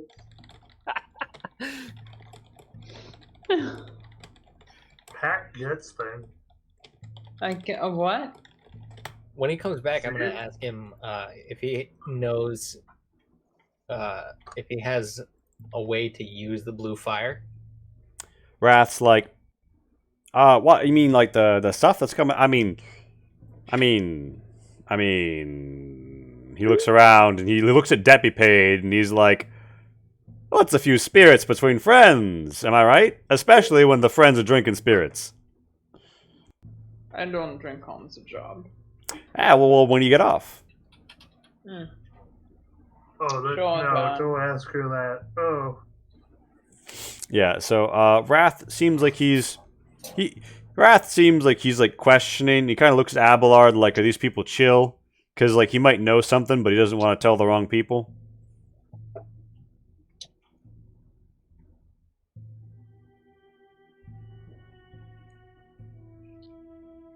Yeah. That's why I take like debt be paid, and I'm just like, okay, let's go see if there's any other trouble down the street we can take care of. But yeah, so Adrian, would you give him like the thumbs up, like these people are chill? Yeah, definitely. All right. He's like, all right. Let's just say that if you get down a little bit closer to wherever all these flames are coming out, it'll be a mighty fine forge for some stuff. You know what I'm saying? While it lasts, I'm just saying it might be a little dangerous, but... Oh shit! I'm just saying, like, maybe if you get your hands on some normally non-weapons grade Teichstein, you take it down there, you might be able to juice up a little. You know what I'm saying? I'm not saying it'll last forever, but do something. All right. Do something. Quick. So you're saying there's roughly. Yeah. Although I will say, because we're about to be at midnight, we'll probably move a lot of this scene like to the Discord. But hit me with it. Hit me with what you're just about to say. About how big is that metal band of a Shrine Keeper staff that I have? It's about knuckle width, like fist width. Okay. Okay, so for argument's sake, let's say we get down into there with this guy who can make the magical weapons, and we have the blue fire that he could use as a forge. Mm-hmm. I'm like actually, Callus is actually asking him, could we take my sword and this metal band, and then like forge them together to strengthen my weapon potentially? He makes a look at you like, actually, I think it might be simpler than that. He points to your sword and says, if you reforged that down there, you would make it more powerful. As for combining it with that, it's possible, but something tells me that there's a resident in both of those, and I'm not sure how they would like to commingle. I can try. Can't vouch for the results. I'll have to call my mom. She knows more. Also interesting. In different Okay, ways. now I want to know who his mom. Well, or is his mom the fiendish parent? So to forge, we need to get to the center of the blue fire. Do you have any ideas on how we do that? Well, if you're crazy, then I would say it looks like there's a whole lot of openings further up that hill. But it also seems like the flames are trying to keep back some of the things that are moving around, or contain them, rather. There's weird metal things that are clunking around in there, and it seems like the flames trying to hem them in, trying to keep them from getting out. I have other things I could do with this if ring, if it's not suitable to be combined with the sword. Yeah, well, I will say with that ring, though, if you made something out of that, can I see that a moment? I pass it over. All right. He takes the golden rings off of his left horn. He takes a rag, soaks in some oil, shines it, and then shows the shiny bit like the thing. And for those of you with the passive perception of 16 or higher, notice a glint of a prideful eye, perhaps, flash there. A moment. Just a moment. before passing, and he looks at it, he's like, yeah, and he pauses if though someone's feeding something through his ear. Yeah, I think if you were to carry something forged with this, I think the flames would part for you. Oh shit. We got it in. Oh shit. I appreciate that. I think I'll hold on to it for now. For sure. And yeah, with that, I would say that the party, with knowledge and resources gained and the severity of the situation here made pretty clear, I think that the party would return to gather the group and discuss next steps. Sounds about right. Sounds All right. All right, you pop back to this watch, and Is there any chance we could gather more ectoplasmic essence returning to the battlefield? I will say that, so the thing about like capturing the ectoplasmic essence is that it does go away at first, like when you kill something regularly. That's part of why Babushka had to schlick it out of her magic sword, Adonis's magic sword. There are ways to capture it, especially if you're not a spellcaster, so you perform certain rituals on your weapons. But in general, magic swords which have a soul of their own tend to be able to absorb spirit, and that tends to involve but doesn't always involve drinking ectoplasm. So it's not impossible that Callus's sword could do this as well, if Callus could convince his sword to part with it afterwards. Uh-huh. Okay. If that is determined to be part of the arrangement. But with this, I think that we move into feedback phase because it is almost midnight. And so, Adrian, you are the only new player who is here at the moment. What we do is at the end, we say what your favorite part was, what your least favorite part was, and what you'd like to see more of. And as a quick example of what that looks like, my dearest Patrice, could you pop off for me? Okay, sure. So I really liked exploring the new region of the map. I really liked some of the character interactions and the world building lore that occurred. I liked the whole Callus plot and the interactions with the ancestral sword and such. I'm assuming it's all Callus, right? And I'm not misdescribing that to somebody else. The ancestral sword is Adonis Halford's. Yeah. Yeah, no. That's sorry. I don't know what your sword's name is then. If not ancestral. I mean, it's also kind of ancestral. It's more of a my family's been cursed for a long time, and I just decided the cursed sword. Fuck it, embrace the curse, and well, now I can shoot lasers out of my hands. You down with the sickness?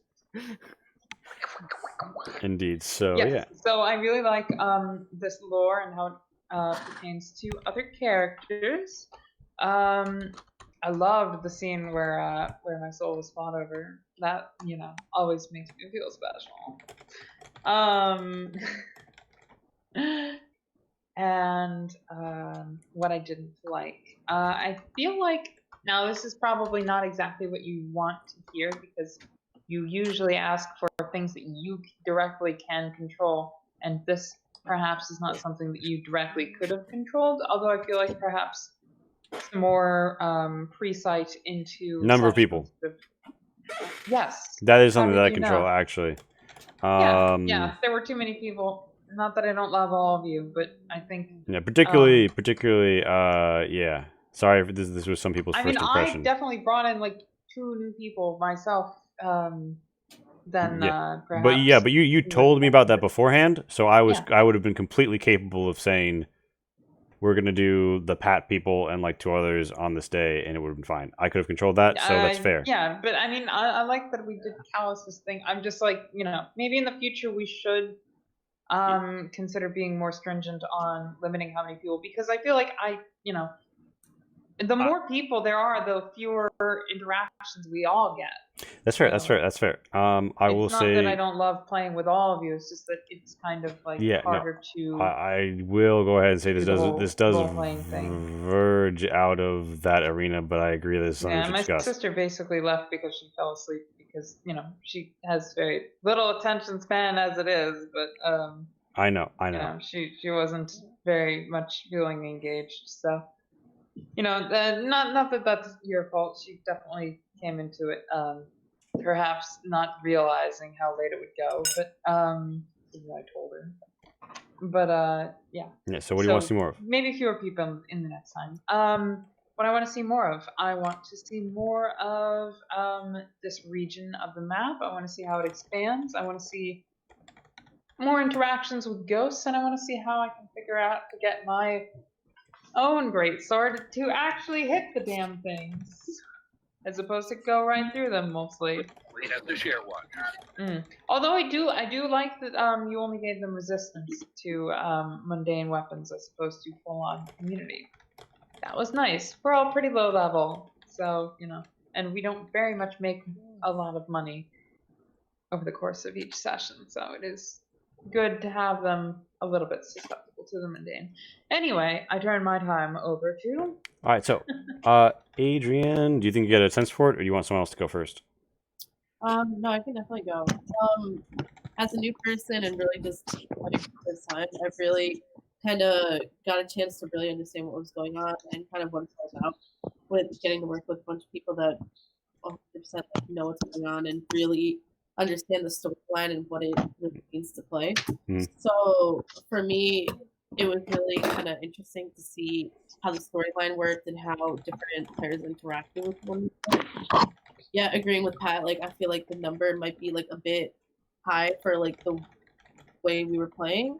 I still just really enjoyed myself and really just working with everybody. Yay! What would you like to see more of? I really like the storyline and relation between kind of Abelard and transitioning to that other scene. So kind of similar to that. I don't know if that's a normal thing for your streams or just in general, but I personally really enjoyed that. So you like that Abelard had some of the junk where they're oh yeah, that one tiefling, they know how to do this, and the personal connection. Yeah, so just that really strong personal connection that's just more than hey, I cast a spell on this, kind of transitioning to the next spot. Yeah, nice. Anything else that you would like to remark upon before we move to someone else? Nope. Okay. All right, Header, hit me with it. My least favorite, I have to go with Pat. I feel like there was too many people. It just kind of made everything really sluggish. Favorite, I appreciate how many cursed swords there are. It's like a meme. It's everybody has a cursed sword. Their cursed swords do something different. It's nice. Mine's like an asshole. Somebody else's is glowy. Yeah, it's cool. They all got their little quirks. Nice. Well, anything else on the favorite least favorite, or do you want to do more over? I'm good. I gotta get going anyways. I figured. So night. Yeah, do you next night, night, guys. Night. All right. Greggy Pookins. Yes. I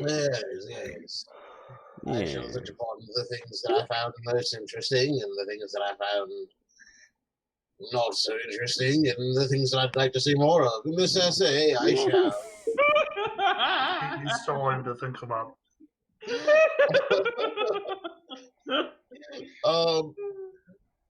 So I really liked the combat. The ghostly enemies was fun. I was like, oh fuck, I can't just run in there with regular ass damage. It made things kind of spooky, and I was scared to get touched, scared to get cloaked, and I got to really maximize the distance of my spells. I was like, oh well, this has got 120 fucking feet, so how about I get the fuck away? And I really like that. I really like the spires coming out of the ground and the blue flame. It made it all feel very when I imagined the scene in my mind. It was just kind of a glow with blue flame. Hell yeah! Made it seem very ethereal and spooky. Yeah. I am gonna be lame and piggyback on what everyone said. I feel like there are too many players. This is one of the very it's just like so I often talk about the games that I play, and then someone was like, "Well, I want to watch a stream," and I'm like, "Well, yeah. I mean, of course, I'm always fucking like doing that. Like, great, you fucking watch." Mhm. And they came in, and I felt like they didn't get to see much going on, and I'm like, well, I like trust me. There's usually not as many people. Blah blah blah. Yeah, And that really fell on me in terms of logistically. I'm gonna transition to a more clear schedule system, which I've been saying for weeks, but now obviously I needs to be done. mean, it's fine. I hate to nitpick on that because at the same time, it's been a while since the game. So like everyone who's been fucking waiting for a game is like, well, yeah, I'm here, you know, like Yeah. especially with the quarantines and whatnot. Yeah, I mean, and we with gotta the rush. Rona means we can probably spread it out more, where like I can do them more often with less people and still I would get more people encourage that, engaged. yeah. And you can feel free to not include me in every single session. I know I've been coming to every single session. You can have sessions when I'm not there. Just because I co-run the thing doesn't mean Yeah, that I some have of to us, be some of like the every higher single. level like more stuff will like probably Mm-hmm. need to like take a few breaks so that I can get in people who have only played once or Totally, twice. yeah. If this was not something that Callus has been itching to do the Right. entire game, Yeah. I would have actually sat this one out just because of how many people there are It and the would have fact been that nice I'm to have already like, level 5. yeah, it would have been nice to have like a Callus specific one and then like a me bringing in the newbies one. Yeah. Which I could should have have been a good dichotomy, I guess. I But should have organized that. Regrettable. no, it's totally fine. Like, just room for improvement. That's what For this sure. whole feedback is for. Yeah. And Greg, what would you like to see more of, or other I honestly positive, would like negative? to see more some spell vendors. We've had vendors for blacksmiths and all kinds of things that people need, but I kind of want to buy some spells, and I feel like So yeah, and I did kind of like there is that lead in Newtown. Is that what you're talking about, or like even more than that? yeah. No, I mean that's exactly what I'm talking about. Like right there, that's what I would like to move towards is the lead in Newtown, where I can get some spell vendors and increase my magical prowess a little bit. I feel like I've been relying very heavily on magic missile, and scorching ray, which I mean are great spells, but don't forget that burning sphere. Don't forget that burning sphere against fire vulnerable enemies. Holy shit, you ashed half that encounter in like 10 seconds. That was some shit, huh? Yeah. Yeah. So okay, so just generally like the lead in Newtown accessing things. I'll probably make things more lead specific and then hammer out the day, to be honest.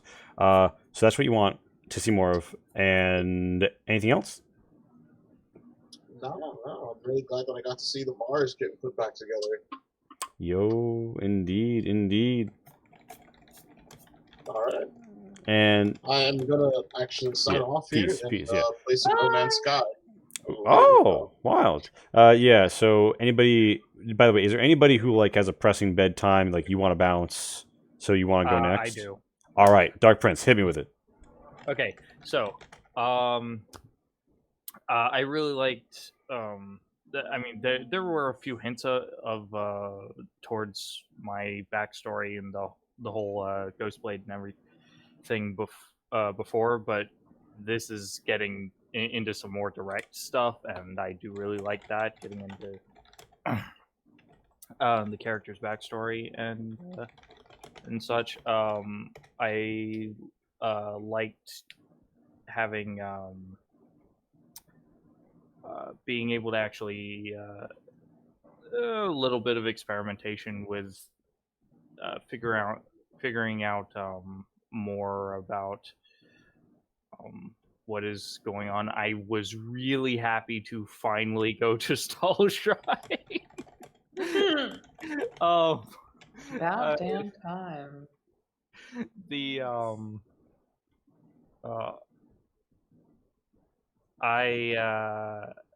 let's see what else do I like. Finding a smith that can actually, as long as we have the materials, can actually make us magical equipment. That's big.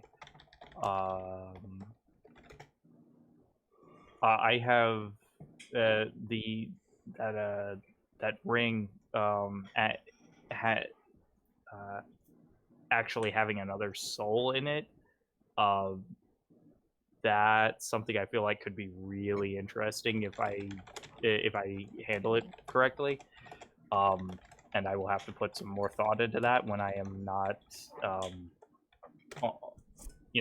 really needing to go to sleep. I got you. And I did actually. One of the things I didn't like, and it has nothing to do with you or like lack of engagement, was that for a few minutes there, I was dead to the world. oh shit! Like you literally fell asleep.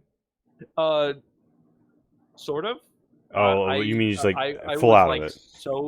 I was so zoned out. I absorbed nothing of what was going on. Yeah. There was a moment where I was like, cows, because like Adrian said something to you like in character, and like we should like hanging moment. Yeah, no, but I'm I feel sorry you. I missed all of that, and it was about the point where Pat was checking on the pillar, the iron thing. It was I'm gonna guess maybe a minute or two after I moved Callus, and I was like, I'm gonna take cover over here in case this goes really bad. Yeah. So yeah, I mean it happens to me too. But yeah, what was your least? But more of I want to go back to Stall Shrine. I want to get this dealt with. I do understand that that we're almost certainly gonna have to make that cart run and get that deal taken care of. So we have the ingredients necessary to make the spirit tablets if we're going to start making some serious headway on this. But this is something I really want to get into and get taken care of. All right. And wasn't really anything in particular as far as the game itself is concerned that I didn't like. But I'm assuming you echo the other feedback. Yeah, I mentioned this earlier. Number of people was too high, and had this not been something Callus has been after since the beginning of the game, yeah, I would have sat this one out. That's right. I appreciate everyone who did, and I will again. There's priority, like because the people who showed up and didn't come, like I appreciate you. The absolute priority. You are in the next Freistadt, like that you can make. I will work that out. That happens. And I appreciate that this was also for Callus. Obviously, like you were pushing for this for so long. I understand that. No, I wouldn't have wanted you to skip. But yeah, I should have worked this out better. A shame that some people got bored because I didn't handle the situation well. It'll be improved next time. 12-side guy. Oh wait, sorry, Dark Prince. Do you have anything else to say?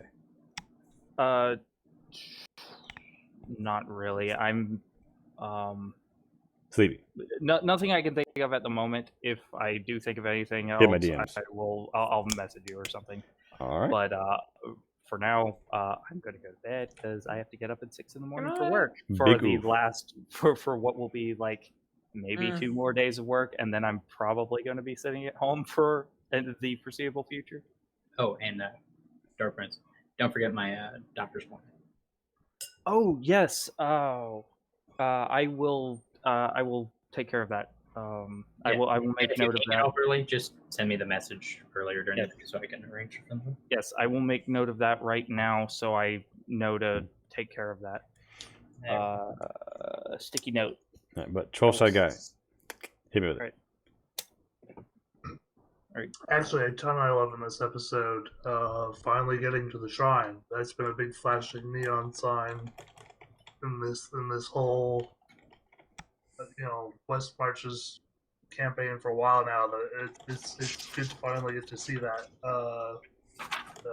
Like the ghosts. Not 100% sure as to why that made that fight entertaining, but I liked the ghost. Being able to finally spend some money. I like being able to do that. Yeah, because legendarily you have the one legacy holdover strike character that actually has fat stacks from a quest reward, and it's like, where do I spend that money? As for dislikes, I disliked and this isn't necessarily a you thing, but like it's also a you thing. Is I would have liked to have been able to roll into that fight with some sense prior to fighting the ghost, like a chance to prep for the fact we are fighting undead. Mm-hmm. As for would like to see more of, I'm obligated at this point to always say Hime, so. Hime. Yeah, I feel like I literally know the token I want to put for Oh her. my god, we still haven't made a token for. She's literally the thing I I want to see think more I of. think I'm gonna use the like literally like the female Ritter from Strike. I think that's the token I'm gonna use for her, like with like the updo. Yeah. I loved her though. Yeah, Like, she's got great art and she's got like a It's on the samurai list of, outfit. like character goals for Detlab. So yes, I want to see more of her. We didn't see anything of her this episode. For sure. And anything else? Oh, that's it. That's me. All right, Eric, hit me with it. I mean, of course, I have the same complaint that there's just too many people here. I did have one other complaint that is fully under your control. Yes. I didn't see a single crab in this adventure. What the fuck? Wait. But the Mon, the horseshoe crab Mon. Ooh. Still not a what? It's close. It gives you some points. Some. I get. I work on more of the crabs. More crab. Eric is Always right. more It's not the full crab. I think we're literally gonna make the cute little crab like the Freistadt logo. We need honestly. That should probably be like the Twitch emote for Freistadt. On God. Oh my god! Yes. We should do that. That would be a really cute emote, to be honest. I feel like that would actually get some subs. Anyway, I digress. I liked what we were doing. I liked the area. I liked the thing. My major complaint with the event is something that you had no control of, which was the computer's dice completely and utterly. Yeah, because I was like, damn, everyone's rolling high. Everyone's rolling high. It's like, okay, all right. I'll Yeah. just sit over here and cry. So. Yeah, which of course, like on the rational discrete math side, I understand that like true randomness can look like that. On the other hand, I'm like, oof. Those clusters of things were like, oh Jesus Christ. Yeah. However, doesn't mean I didn't get to show much. So if we want to like in discussion about my character in between games, if you want to change some things, it's not going to matter. No one would notice. Yeah, that's true. Yeah, I was waiting for like when you gonna whip out that one thing I know you got going on, but I figured you were holding that in reserve. It's like I was going to toss a barrel. Well, no, I don't have anything to like throw things. Oh. I was going to drop a gravity bomb in one area, but everybody kept running up into the middle of the Forgotten Warriors. I'm like, okay, I can't do any battlefield control if you guys don't. That's fair. Group can definitely talk tax. And I'm pretty sure if I tried to increase the weight of any of the ghosts, it wouldn't have mattered. But look, I've made the ghost heavy. Yeah, it's like, but it was different. Yeah, that's right. Anything else? No, like I said, it was pretty good. It was like mostly it was just I was getting screwed. Yeah, I'm sorry about that. It's not your fault. Yeah, I just decided I wasn't doing shit. Yeah. With that, I think we've left the skitzies for last. Schizo boy. Anyway. Yeah, I was this close to making my familiar a crab. You should have. It was gonna when we go check out the water temple thing down in the south. I'll make him a crab for that because I can use my amphibious boy properties. Ooh la la. Yeah, because you wet. You that water ganassi. Actually, Yeah. I just thought of something real quick. Lee, you should check one of those books I gave you, the one with the magical items, and look up Box Seekers because we need them, and you'll understand why when you read the description. VOX. Yeah, Box Seeker. It's a magic item. All right, Schizo boy. Liked definitely the RP that we got to do, and I really like the super red iron as a concept. It's very intriguing to me, even though I can't really make use of it as a wizard. But you like the idea of it. Yeah. Yeah, I will say I'm glad you like it because if you get involved in the Stall Shrine quest line, you ain't gonna find the last of it for a while. You can go see that. And for the RP, was there anything in particular? Just the fact that there was a bit more role playing rather than just a combat session. Role play instead of just a combat session. And like whenever we can get in world like lore from other people, I like that.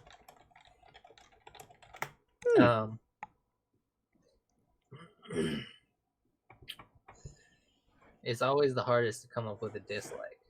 Yeah, but what part was you say like the slowest for you, or the least standout, or something that maybe you glaze over before you even rack your mind asking what happened this session? You forgot about it. The opposite of standing out. Doesn't have to be bad. Just if this was a movie, you would have cut it. I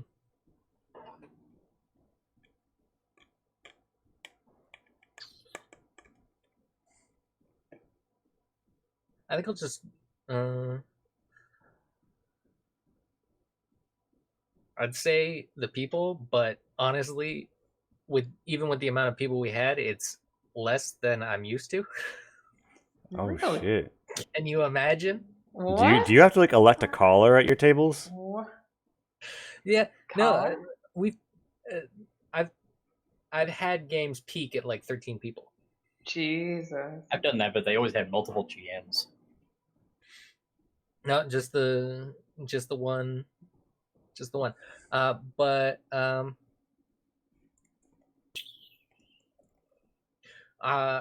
it seemed like it seemed like the ghost had more abilities that it could have popped, and I don't think it popped them. And that's a dislike. Yeah. So it seemed like they didn't get to use all their abilities. Mm-hmm.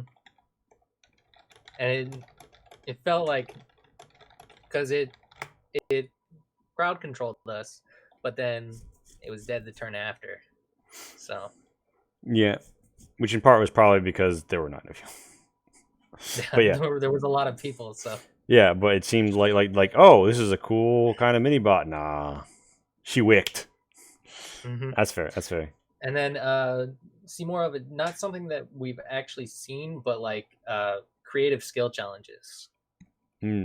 More creative skill challenges. Yeah, anything where multiple people have to make rolls, and they have to make you can't just stack the same roll.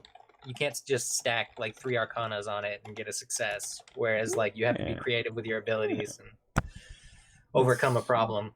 Big brain mood. Sometimes you'll even you'll make the DC, but you don't do it well enough, and you succeed at a cost.